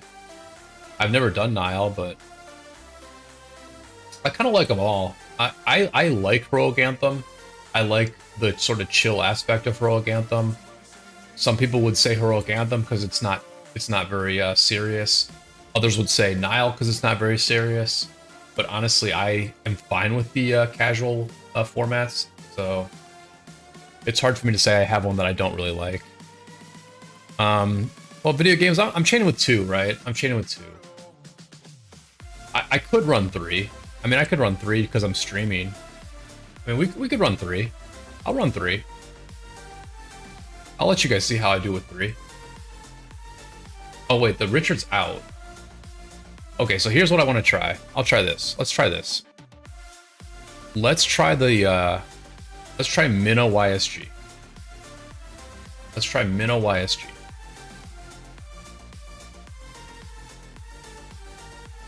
Because my Minna has really good barbarian armaments. So let's try Nebu YSG. Or Nebu, Minna YSG. You've peer pressured me into training with 3 barbs. 3 marches.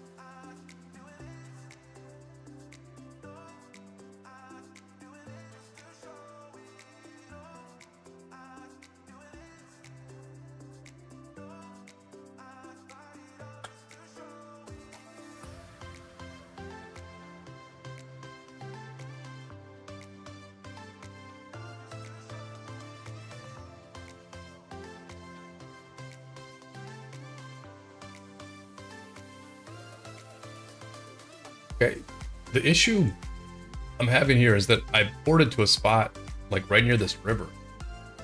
So this river is like really annoying. I need to get out of this river area. Like all my marches are stuck in this river. Look at this. I'm like trapped. I'm freaking trapped around this river. It's bullshit. I ported to a terrible spot for barbed chaining.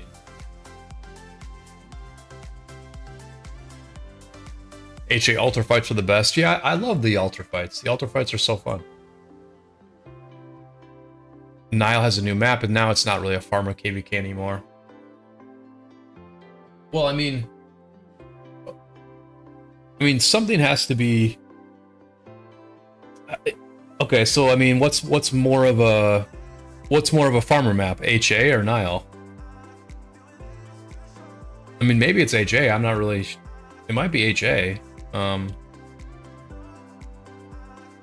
Shaki says SO8. Strife is probably my least favorite. In all honesty, Strife is probably my least favorite. Like, I would have more fun on Nile and Heroic Anthem and just have a relaxed KvK.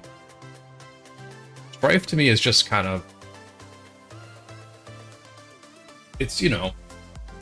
It's pretty hardcore, but then there's also that big delay at the level 6 passes. It's so annoying. Yeah, I mean, I don't know. Strife is our... You know... At the end of the day, the other leaders in the kingdom will push for Strife from time to time, so... I don't need to say anything good about Strife.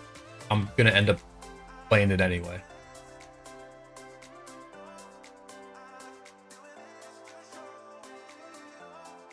Shaki says we got a 3 versus 5 SOA. Oh, good luck, man. Good luck.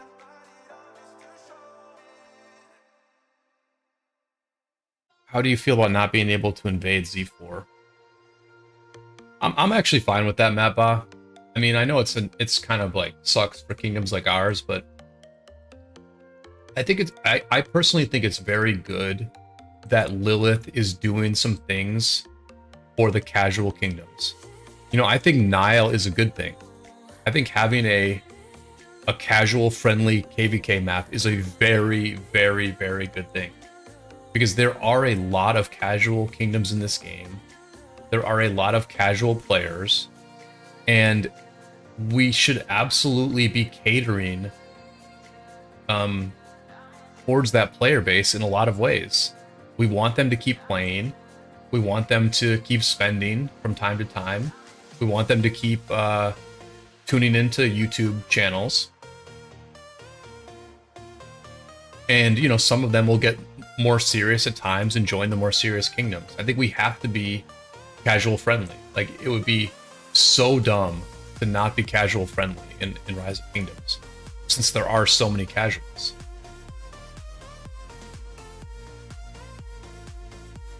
And so, you know, let them be safe. Let them always have that start zone to farm in. Yeah, I think it's fine.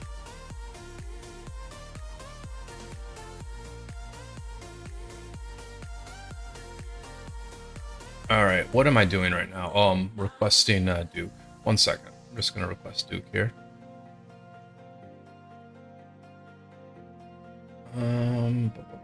You know what I might do? Because this is... Since I'm leaning so far into this being a boring-ass stream, I might train some troops on my farm. Because we got the buff. We got the rune. And it doesn't look like too many people are using Duke today, so it's kind of a perfect day to train some troops on my ult. We'll see. We'll see.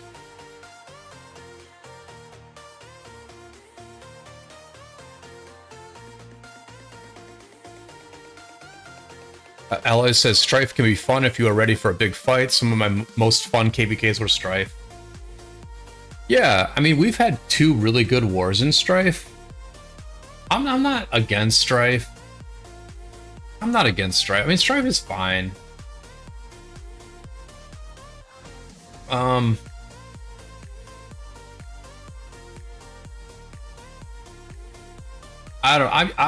don't know what level of seriousness I want to be at in this game. I used to want to be semi-serious and semi-casual. Now, because I'm a content creator and because our kingdom is getting so strong, I'm sort of like, well, I guess I could be like a hardcore player. I guess I could be a hardcore leader. I guess I could lead for a week straight and like really put my life on hold and stuff. I mean, I'm kind of okay with being that kind of leader, but and Strife demands that. Strife absolutely demands that out of both players and leaders. Like, we have to be hardcore fighters for a week straight and stuff, if not longer. And I'm just like not sure if I want to play ROK at that level of commitment or not. Like, if I get thrown into it from time to time, that's fine. But I'm also not, you know, I'm not actively, you know, I'm not actively campaigning to do that level of commitment.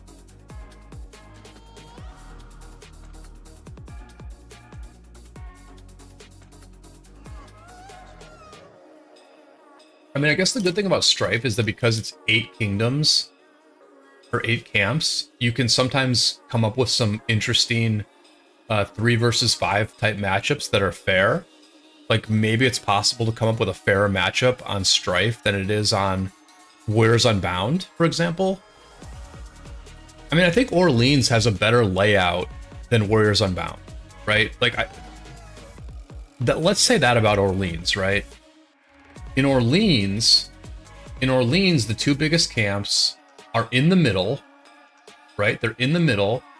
They don't fight at the beginning most of the time, but then when Zone 6 is open, the 2 biggest kingdoms have the option to go one of 2 ways or both ways, right? And that is like a really good starting position. That creates a very good war. On the other hand, in Warriors Unbound, the 2 biggest kingdoms start next to each other on the far left, and they fight in this super narrow zone that has certain exploits to it. So, like, that's actually probably the biggest thing that makes Orleans, that's the biggest advantage Orleans has over Warriors Unbound, is where the 2 strongest camps start. And same thing with Strife, right? Like, the Strife layout is fine. Like, where the strongest camps get dropped in Strife is fine. A video game says there's a 40 kingdom KvK going on right now. I think it's DC'd or something. I wonder if one of my old kingdoms is in that. Let's see. The kingdom I started in is like really small. No, they're not. They're not. No, both of my old kingdoms are in the off season. 40 kingdom KvK.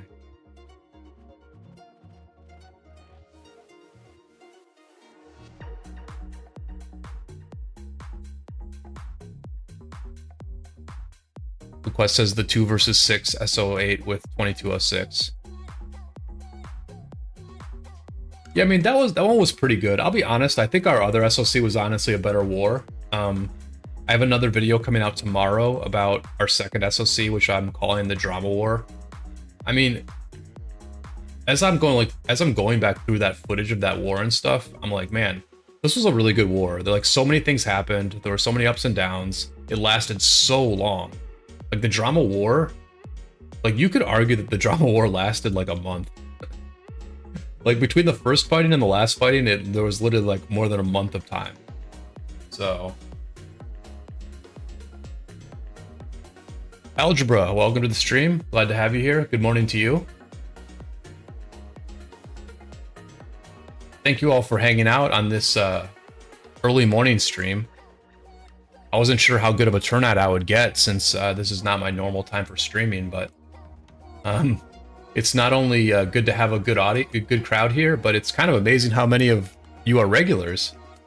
I thought I was gonna get some more, I thought I was gonna get a different crowd, but it's the chat is a lot of the same people.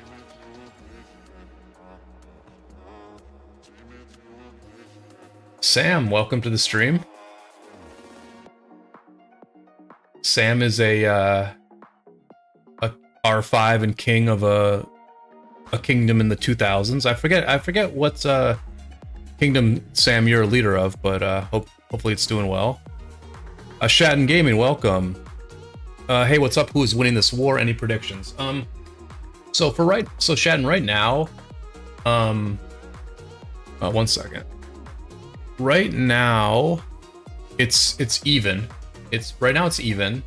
Our allies in red camp, they won the zone 5 here against gray, but our enemies in orange, they won this zone 5 against green.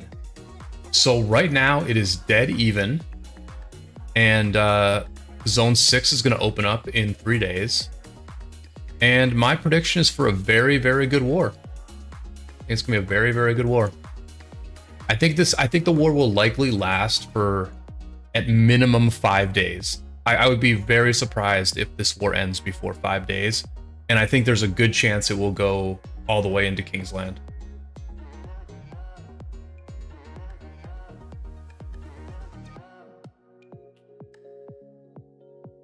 May 6 says 2172 will win. Oh, your pass is opening at 607. Okay.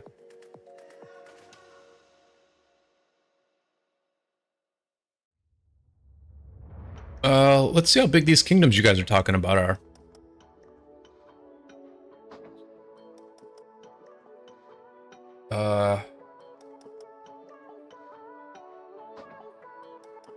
Yeah, I just like open this up and like let you see all my bookmarks. I don't have any. There's nothing in my bookmarks that are doxing or incriminating. All right, 2359. Oh, so you guys are pretty big. Okay. Oh, wow. Okay. So 2359 versus 2172. I'm not familiar with this KvK. Oh, wow. It's a big one. Barney, welcome.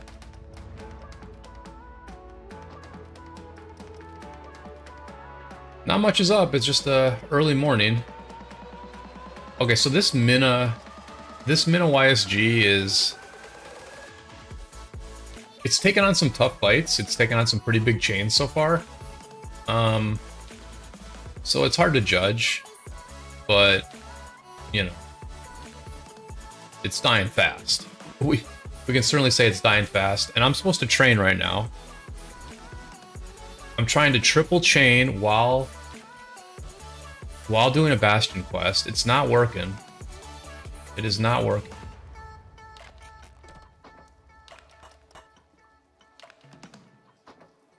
I'm not going to say too much about what I'm training and why.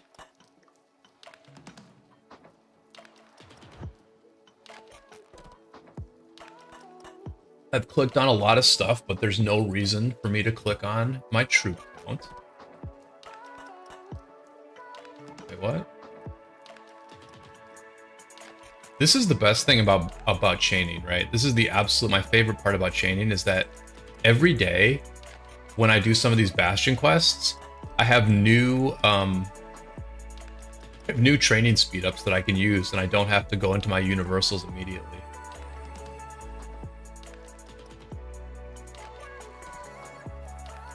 Sam says 2839. Yes, that's right.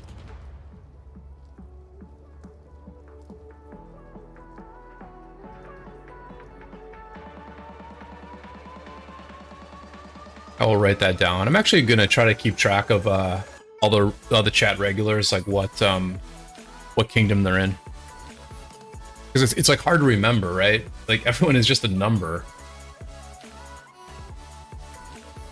But I think it does say a lot about a person, like what kingdom they're in, what approach they're coming from. No Name says 2172 is bloated and no good. Don't worry about them. So Shocky is getting a scouting report in the chat. Always appreciated when we drop alpha to other chatters. So thank you, No Name, for the alpha. Although, you know, it might not be alpha, it might be propaganda. You always gotta be careful. You gotta know how to tell the difference between alpha and psyops. As they are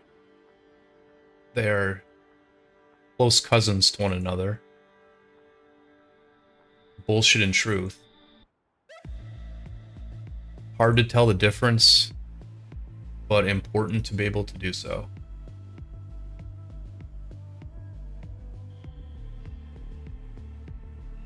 Masiak says 2359 fight 3 versus 5 in this KvK. 3 versus 5 camps, yeah. Video game says I upgraded like 700k tier 4 to tier 5 in a few weeks, chaining in KvK. Yeah, Alice, it's too hard to keep track of people in Kingdoms, so many. Yeah, it's tough. It's tough. It's tough. But I mean, I don't know. I think it's getting easier over time, right? Because I think Kingdoms are solidifying, basically, right? Like there's a high end of Kingdoms. There's a group of Kingdoms that are just like very, very stable, that will almost certainly be around a year from now. And I think that tier is growing. It sort of naturally grows over time. That's just part of evolution. That Kingdoms that have a strong foundation will just remain that way. And so over time, I think we will get to know more of those kingdoms. But it is hard. It's almost like I wish there was a different way to remember kingdoms. Like, we would never remember them by their names, right? Like, I couldn't tell you what 365's name is. I don't know a single kingdom name except my own. Like, I couldn't name a single one. I know Killen, right? I know that 1960 was the kingdom of Killen. That's the only name I know, any kingdom. But yeah, I'm starting to remember certain kingdoms.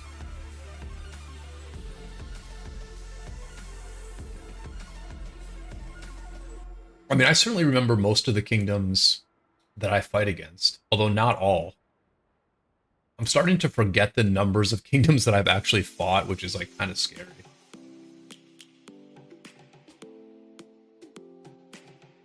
Sent you the power from all the camps. Oh, thank you. Yeah, I'll take a look.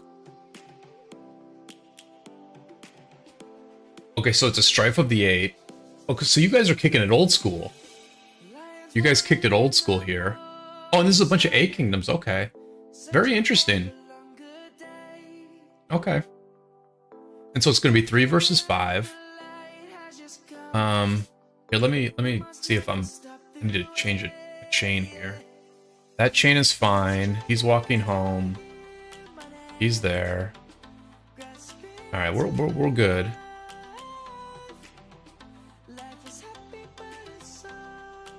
So what's the KP here?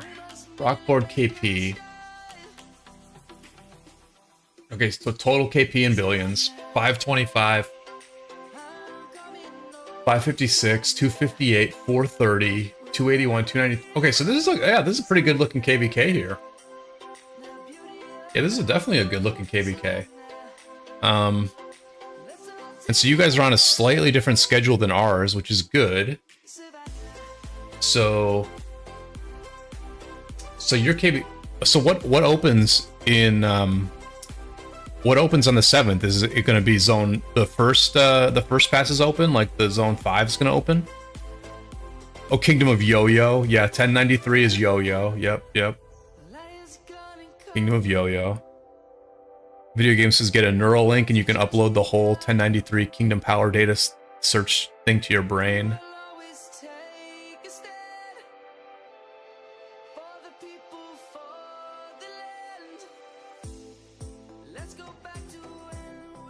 Okay, so Masiak is on the side of the 5, which is 2172 fire camp, biggest camp. Yeah. Yeah, a good quality A seed Strife of the A. That's cool. That's cool. Yeah, no complaints about this one. So how fair is this? Let's look at this. How fair is this? 2359 at 525, 2200 at 430, and 1890. See, I'm gonna be honest. I'm gonna be honest about this. I'm just gonna be honest about this.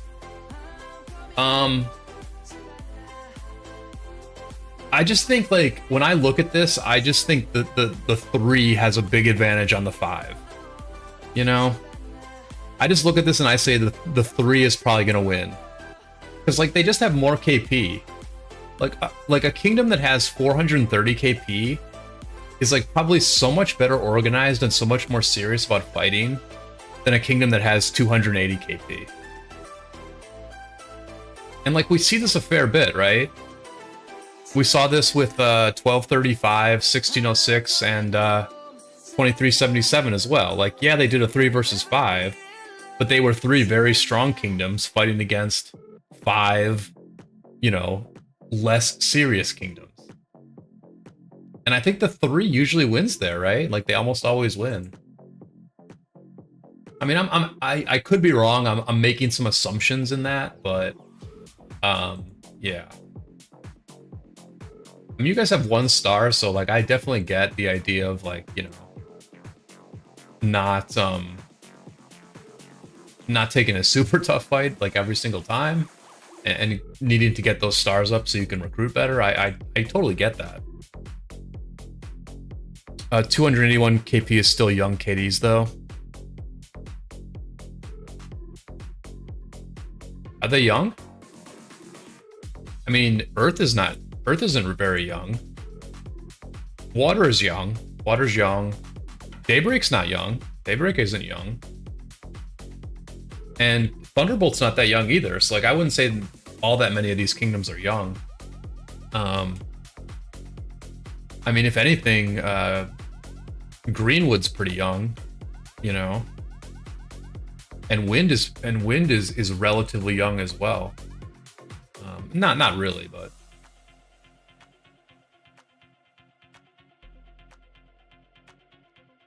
2359 says we have won all KvK, only KvK 1 we lost. Yeah, that's strong. Star is the lamest part of KvK. I like stars. I mean, before inscriptions, stars were the only good reward I mean, stars were the first good reward we ever got in KvK.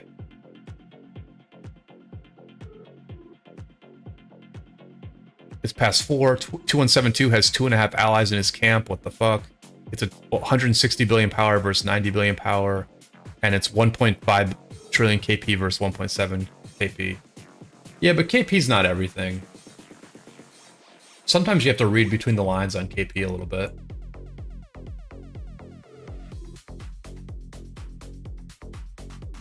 I mean, I'm not saying it's unfair. I'm not saying it's unfair. I'm not saying your matchup is unfair. But I'm just saying, why couldn't this be a 4 versus 4? Like, why can't when I look at these kingdoms, I'm like, this can be a 4 versus 4. Like, there's no reason this can't be a 4 versus 4. And so the question is, why was it a 3 versus 5 instead? Like, what was the reason to make it a 3 versus 5? Was the point to make it a fairer fight, or was the point for the 3 to have an advantage?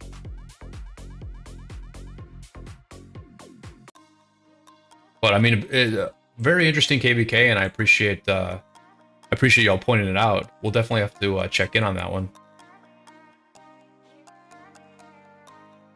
I definitely enjoy finding out about A kingdoms, and you know, as the big names in ROK are all of a sudden talking about how everyone's going to downgrade to A kingdoms.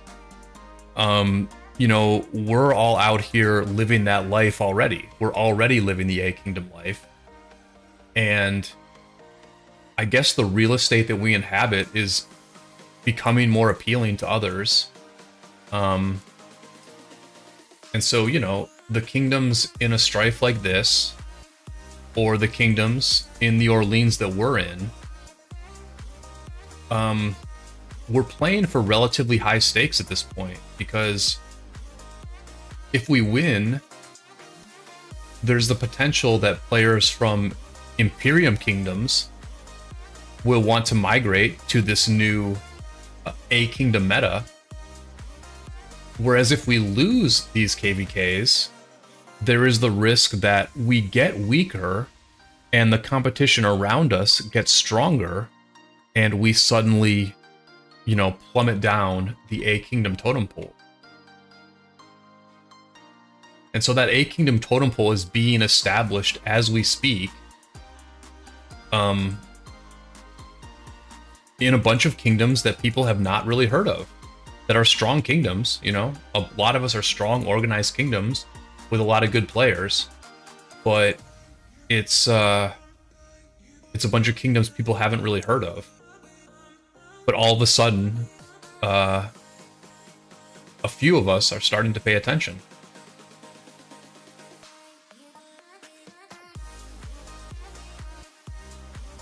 No Name says project a harder matchup than what it was, so they can say they won a 3 versus 5, lol.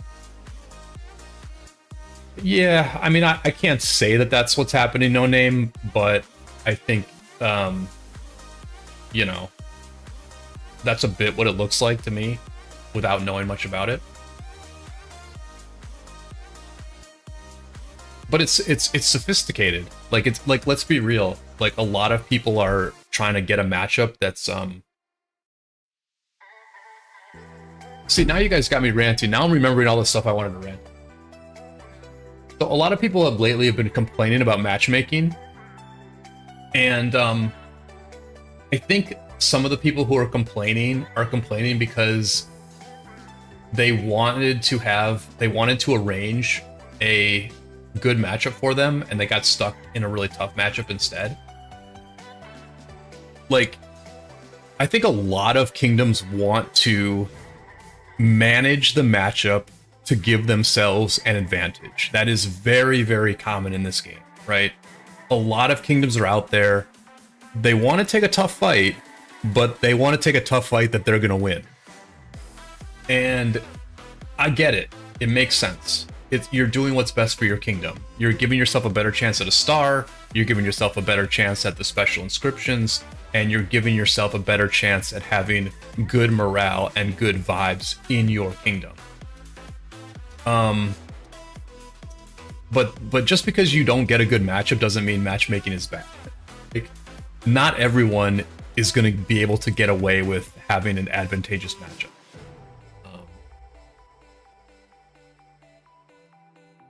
So yeah, I mean, I don't love what I see. I don't love what I see here, but I get it, is basically what I'm trying to say. Because if you don't seize the opportunity to structure a matchup in your favor, then you risk getting thrown into a KvK you can't possibly win next time around, because Lilith does do some crazy stuff with matchmaking.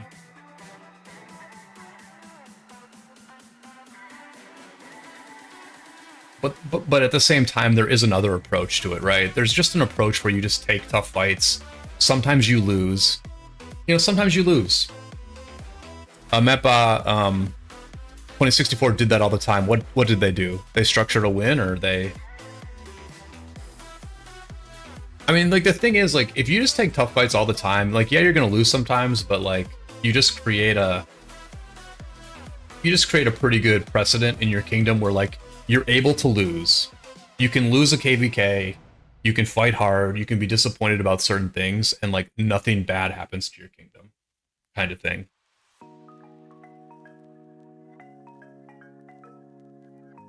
And then you eventually get strong enough where you can basically dictate when you have a rest KvK.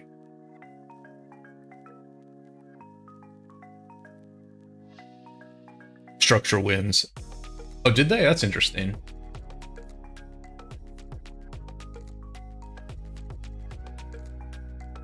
Yeah, I mean, it's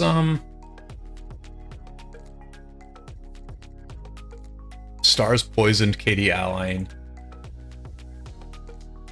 It did, but there's something to be said for having some real rewards to fight over. I mean, I think the stars are ultimately good. It's just the game just got a little more fierce, basically.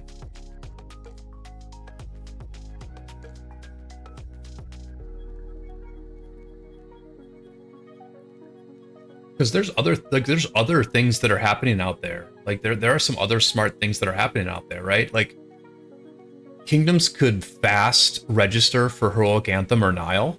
I mean, this is the thing about structuring wins, right? And like why it's not really. Here's why I don't really have that big of a problem with people structuring a win in Strife of the Eight. At the end of the day, Strife of the Eight is a competitive pool of kingdoms anyway. Like Strife of the Eight is the best of the best registering for that pop. The real structuring that occurs is just registering for Nile and Heroic Anthem over and over again, where you're playing against softer competition, and you win those Niles, you get those stars, you get those special inscriptions, you get the iconics. You have kind of an easy fight because you're fighting against like farmers, and so then you can register. You can register for the next pop very quickly. You can get your supply of iconics going at a quicker pace than kingdoms that do the tougher map formats. And like that's a form of structuring as well, but I mean, I don't think we can call that shady. I don't think we can call that anything other than playing the game in a pretty smart way. You know, so like, yeah, I mean, there's a lot of things going on, right? There's a lot of decisions that can get made. Leaders of kingdoms can maneuver and manage things in a lot of different ways, and that's part of what's interesting about this game, honestly, is like I liked in our last Warriors Unbound, Matt, when we had that kingdom next to us, they were like 2159 or something, that Thai kingdom. You know, they were a bunch of farmers basically. But I just thought it was interesting the way that the king of that kingdom managed his army, where they were very conservative, but they did pick a spot here and there to attack. And they just, you know, they didn't lose a lot in the KvK. Like they just didn't lose a lot. I mean, maybe they're just like total farmers and they never fight, but I tend to think that what they did was they saw that it was a losing KvK and they just made a decision. It's not worth it for us to go hard in this KvK. We're going to rest. We're going to stay in our start zone, and we're going to be, you know, well prepared for whatever is next. And that to me is like, you have to know what you have. Like as a leader, you have to know what you have. And if you're a mid-tier kingdom that only has, you know, 15 fighters or something, and you have a bunch of like semi-casuals who you don't want to lose, but you also don't want them to quit the game, then you have to register for Nile. You have to register for Rogue Anthem. You have to fight hard in the KvKs where you have a chance to win, and you have to maybe chill out in the KvKs where you are in a hopeless situation. You know, like that's not, sure, you're not playing balls to the wall, but you're maybe being smart about what you have. And I just think I think that's a cool part of the game. I think it's a cool part of the game that there's a decision-making tier where you're making decisions for 100, 150 people, and it's kind of I don't know, it's just like these very macro level interesting type decisions. And you see different styles, you see different leadership styles, you see different decisions getting made, and then you see kingdoms having different characters and different outcomes. 2059, yeah, they horrible, destroyed them in KvK, they never recovered. Last KvK, my old kingdom, I was top 40 in war contribution when I was 250th in power, so many deadweights. Yeah, I mean, 2058 was like I mean, every kingdom has a different story, right? Like, Mapou's old kingdom 2058, like my impression of them was that they were decent. You guys were decent, but you also just kept allying. You had a great ally over and over again. And your allied somewhat carried you to a bunch of victories. And so my impression of your kingdom, Mappa, was that you guys were more arrogant than your skill level was. Like, you were cockier than you sort of deserved to be. But that's just because you guys constantly won. You literally had never lost a KvK. And you were a good kingdom, but you also had like an amazing ally.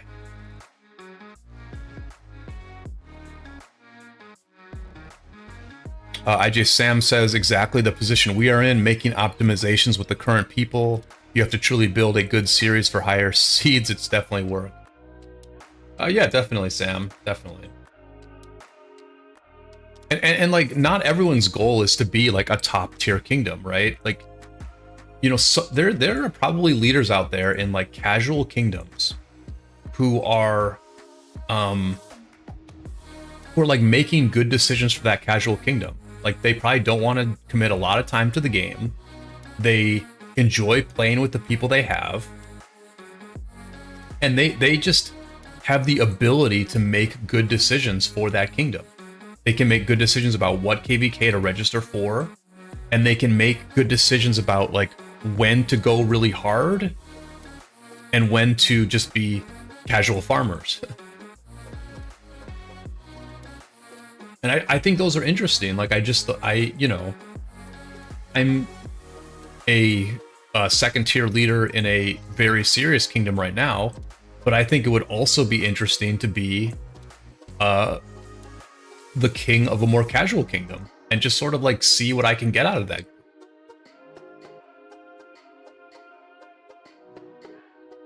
Like, not everyone has to be top tier. That doesn't have to be the only goal.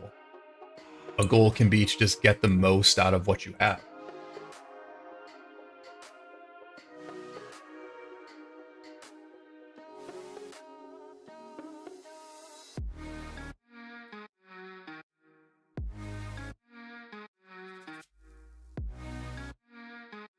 And now there's like a whole different, like, so like, I'm talking about back when we went into SOC, when SOC started and stuff, right?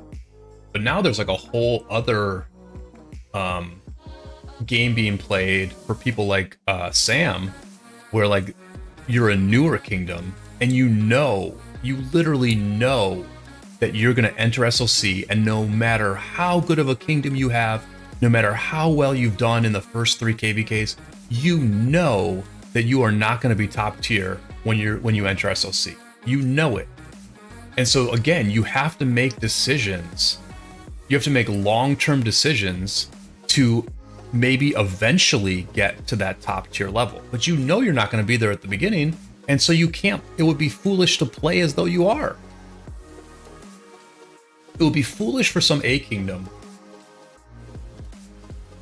that won their first 3 KvKs and had you know, a bunch of power and stuff and had a bunch of whales. It would be foolish for them to stroll into their first SOC, their first open unrestricted SOC, and be like, okay, we're dictating diplomacy. You all have to like do what we say. If we win, we're going to take the star.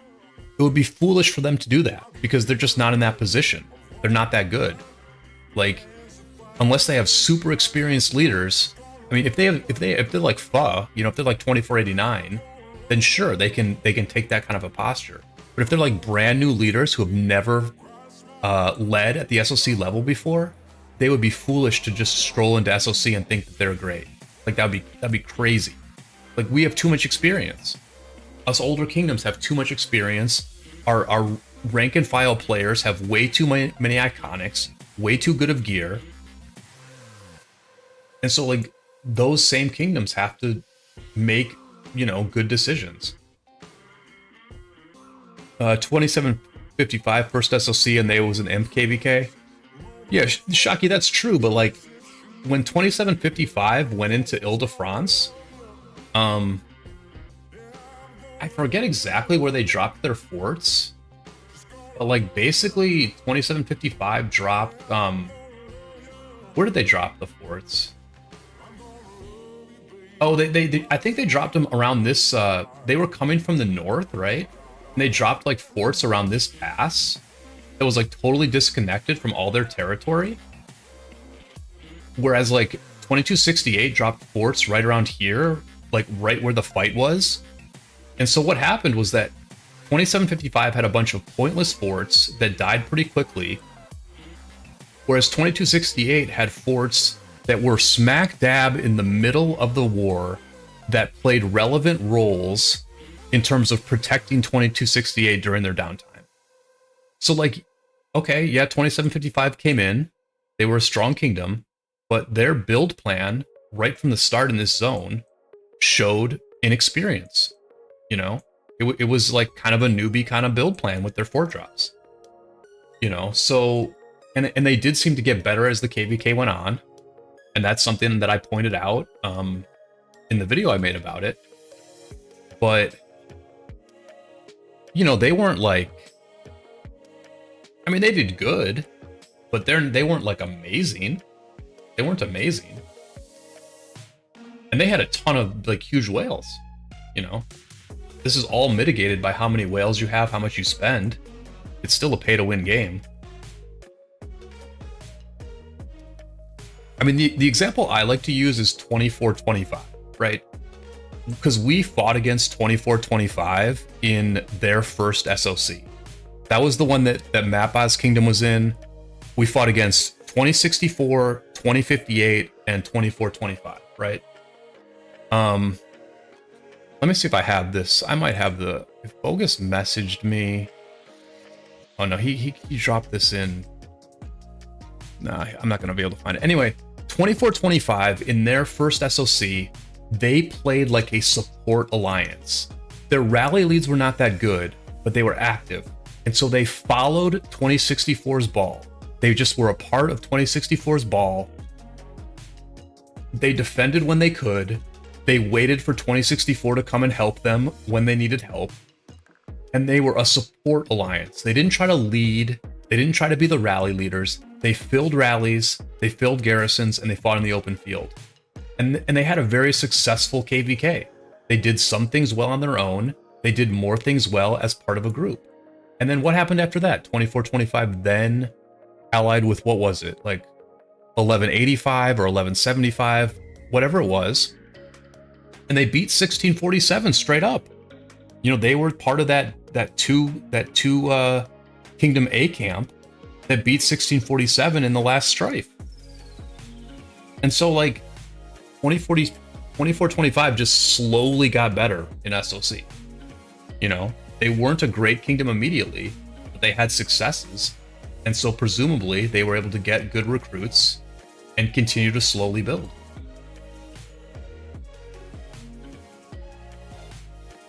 Let me catch up on chat here a little bit.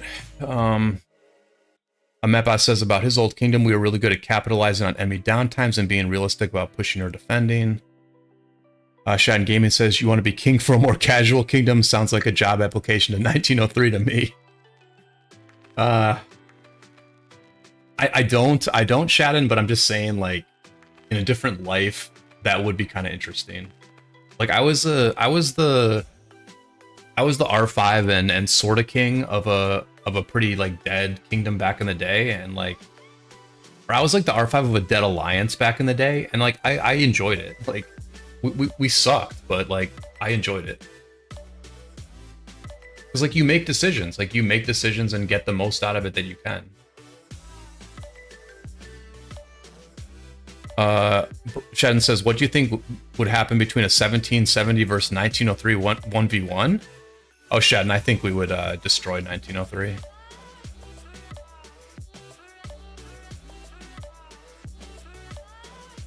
I mean, yeah, I mean, I don't want to like say too much, but I don't think 1903 has been like really like kicking ass this KvK. They've done fine, but I don't think they've been kicking ass.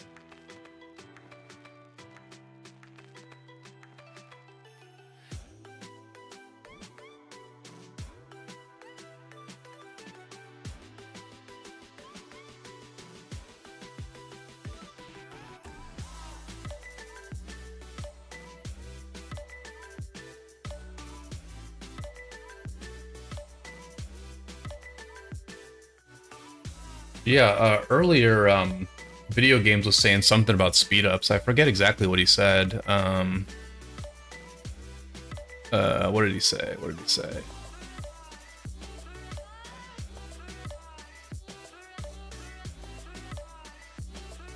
Well, yeah, Video Game says he was chaining with 4 marches, and I thought he said something about speed ups, but yeah, I mean, I am loving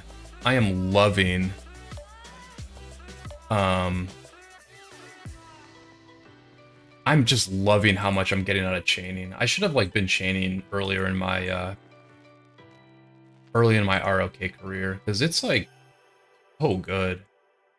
The amount of speed ups you get from chaining is just like so effing good. It like eliminates one of the bottlenecks, you know? Speed ups is like a huge bottleneck in this game. And if you chain, it almost seems like it eliminates that bottleneck, which allows you to spend your gems on materials or gold heads. It's like pretty awesome, man. The chaining is pretty awesome. All right, well, I guess H is done with Arc now.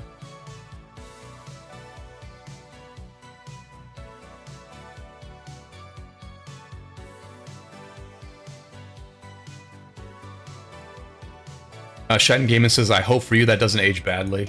Yeah, Shadden, I mean, I've definitely talked a fair bit of trash. I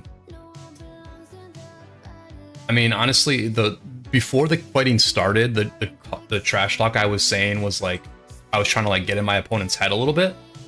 Now the trash talk that I'm stating is just me like honestly answering like questions. I mean, I don't think, based on what I've seen, I just don't think 1903 would have any chance whatsoever against us in 1v1. Like, no chance.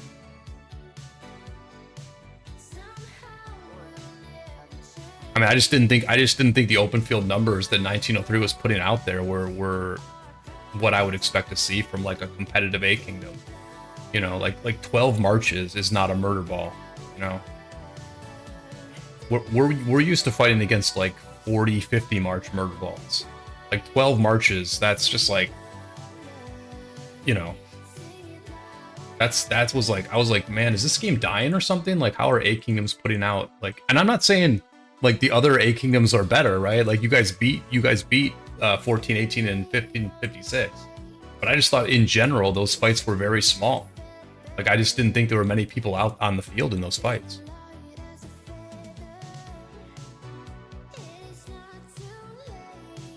I mean, I think when the Zone 6 passes open, I think we're gonna see 100 versus 100 fights. I think there's gonna be 100 marches on one side, and there's gonna be 100 marches on the other side.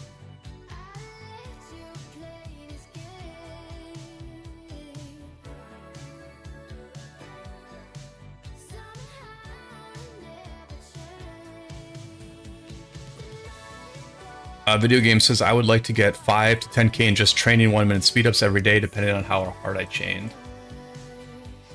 Yeah, I mean, I basically just like, I added up my speedups the other day, and I was just like, whoa, I literally have like 200 to 300 more days of speedups than I expected to have.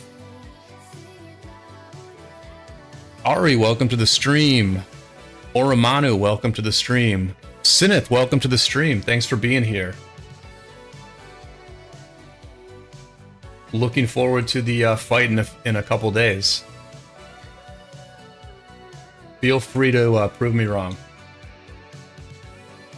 Really just looking to have a good fight, honestly.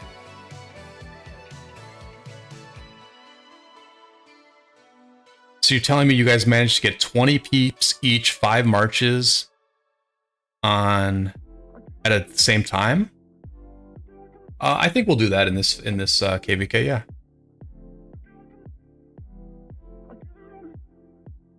I mean, that's not that many. 25 people. That's not that many.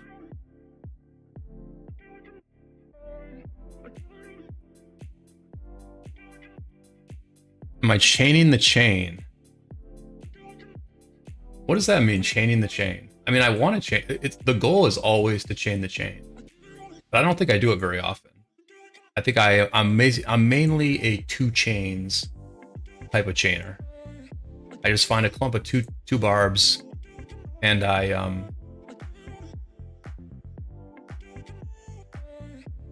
do it, and I 2 chain it.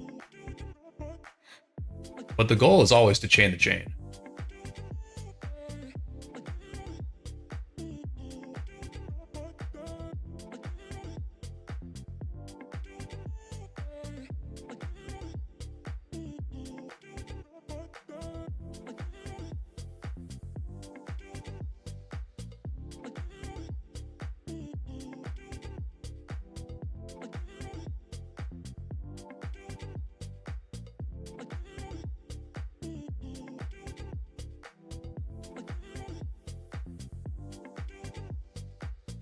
Yeah, I mean, it is work, though. This chaining thing is work.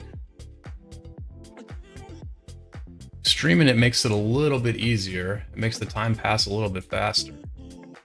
But, I mean, you gotta actually do it, I guess.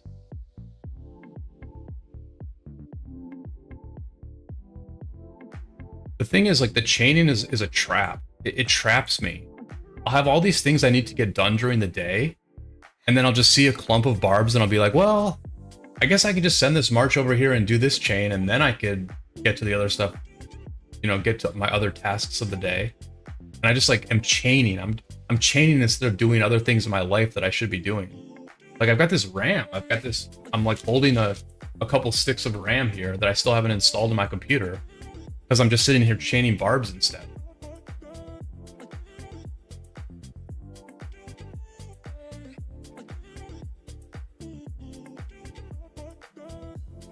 Just Morn says you'll find bigger barb clumps near groups of cities, preferably at the edge of the zone.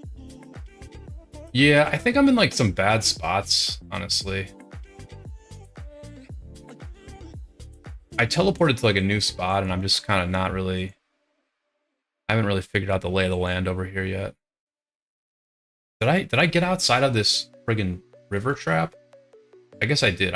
So the cow and the Zoog are outside of the river trap now, at least. At least they're free roaming a little bit.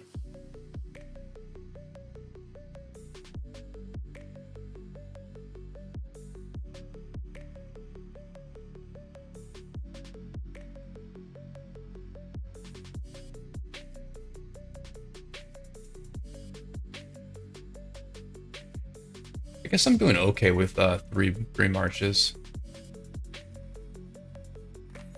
Doing okay.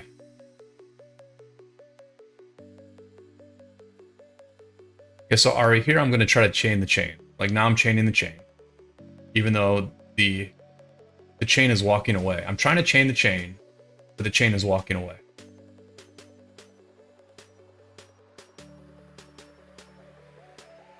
I think I'm getting it here. I think.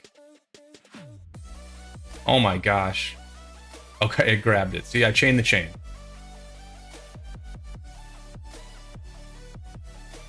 But here I'm just doing 2 chains. And here I just did 2 chains. But over here I'll clump it up.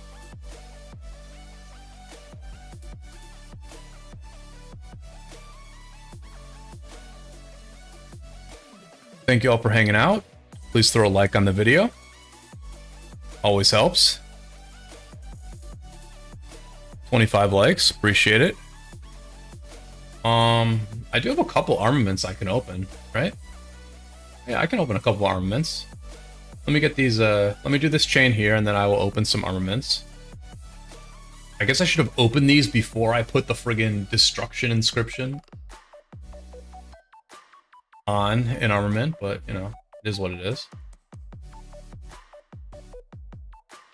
If I get a god tier, Cav armament now, and my destruction inscription was badly used, then that's a That's what we call one of those good problems.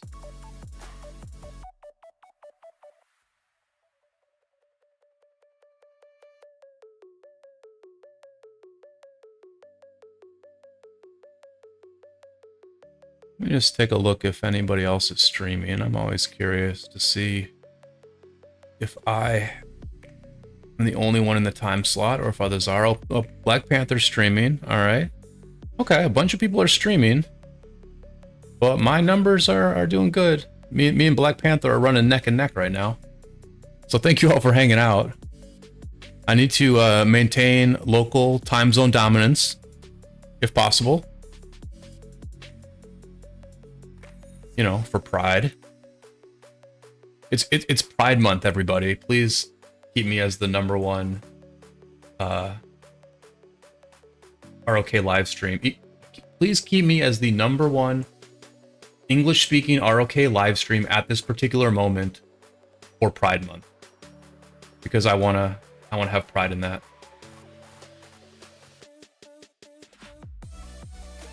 Sam says, how are you dealing with new members wanting to join your kingdom from other alliances in your KvK? They fight well in your KvK, but their requirements don't meet your next season migration criteria. You know, Sam, we haven't had that yet. And our campmates are Korean. So I think anyone who would join our alliances will generally be Korean players. And so they're going to be more oriented towards our Korean alliance. I really don't know what the relations are between our Korean group and our campmates. I mean, our campmates are beasts, right? They're like absolute beasts. 6 stars, and they're second in KP. Like, so, you know, they're a very strong kingdom. It would be, you know, I don't know how things are going. I don't know how we're all going to fight together. I mean, if things go really well, I mean, who knows? Who knows? You know, who knows? I mean, we have gotten some really good players, some really good Korean players in the past from other kingdoms that we fought against or fought with. Let me show you one.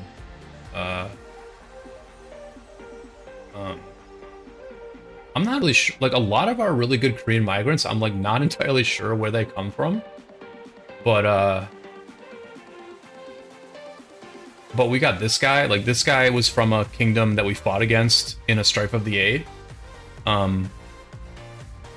So I mean, in this KvK, look, if things go well, who knows? Who knows what could happen? But I would be pretty surprised if like 17-18 had any significant members migrate to us after this KvK, just because like they're so strong. Ross, welcome to the stream. Glad to have you here.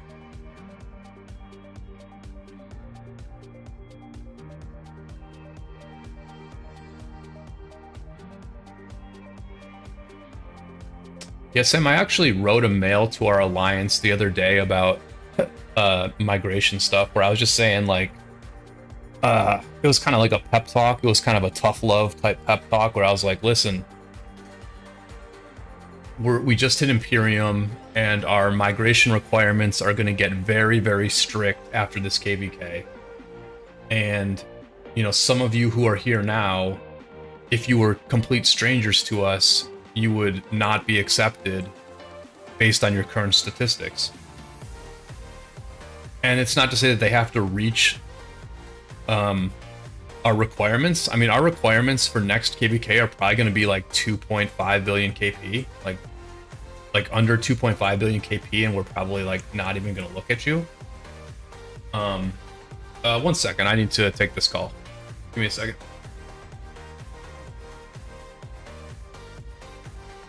Yes, hello? Yes.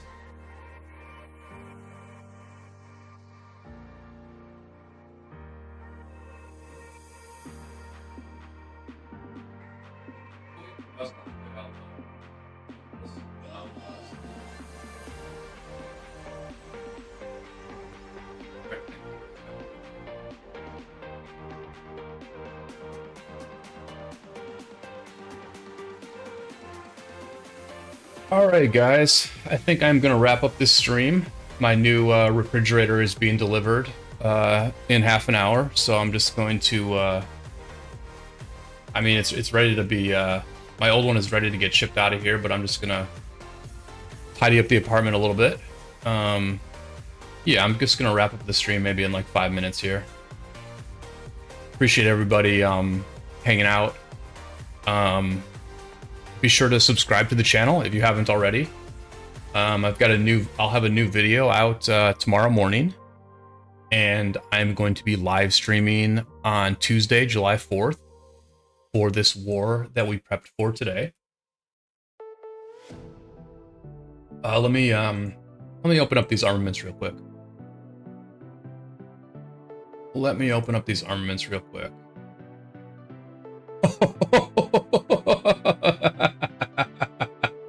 Okay. That's like the best armament that's like the best non-inscription armament I've ever gotten. Like, okay. I approve. This is fine. That's amazing. Off of blues. Like, literally off of blues. Like, no prep. Holy shit. Shocky, thank you. I will check that out. Very much appreciate the info on that, KvK. The fridge would have been a good excuse for Tuesday. Hey, Shatton, if I didn't have a fridge on Tuesday, that would be a legitimate reason for us losing. That would not have been an excuse. That would have been a reason. But the fridge is coming, so yeah. All right, so there's the first 10 blues. That was amazing. That was now we have a legendary with an inscription on it, and 2 purple inscriptions. Nothing on that one. Nothing on that one.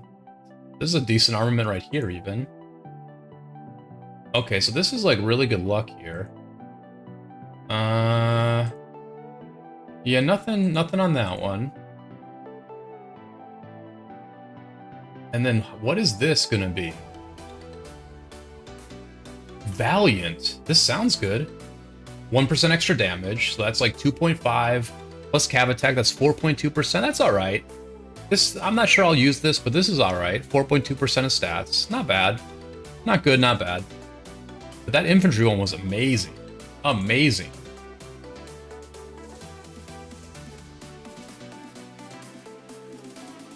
Yeah, we're just doing these quick because I do need to get off, but that worked out very well. That was a nice ending to the stream there. Absolutely god tier. Absolutely god tier. What slot was that in? Was it this one? No. What slot was that? Was it?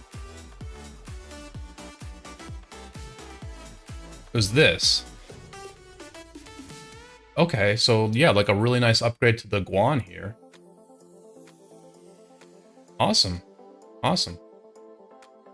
So how many stats is this? This is 6.4, 9% of stats. Wow.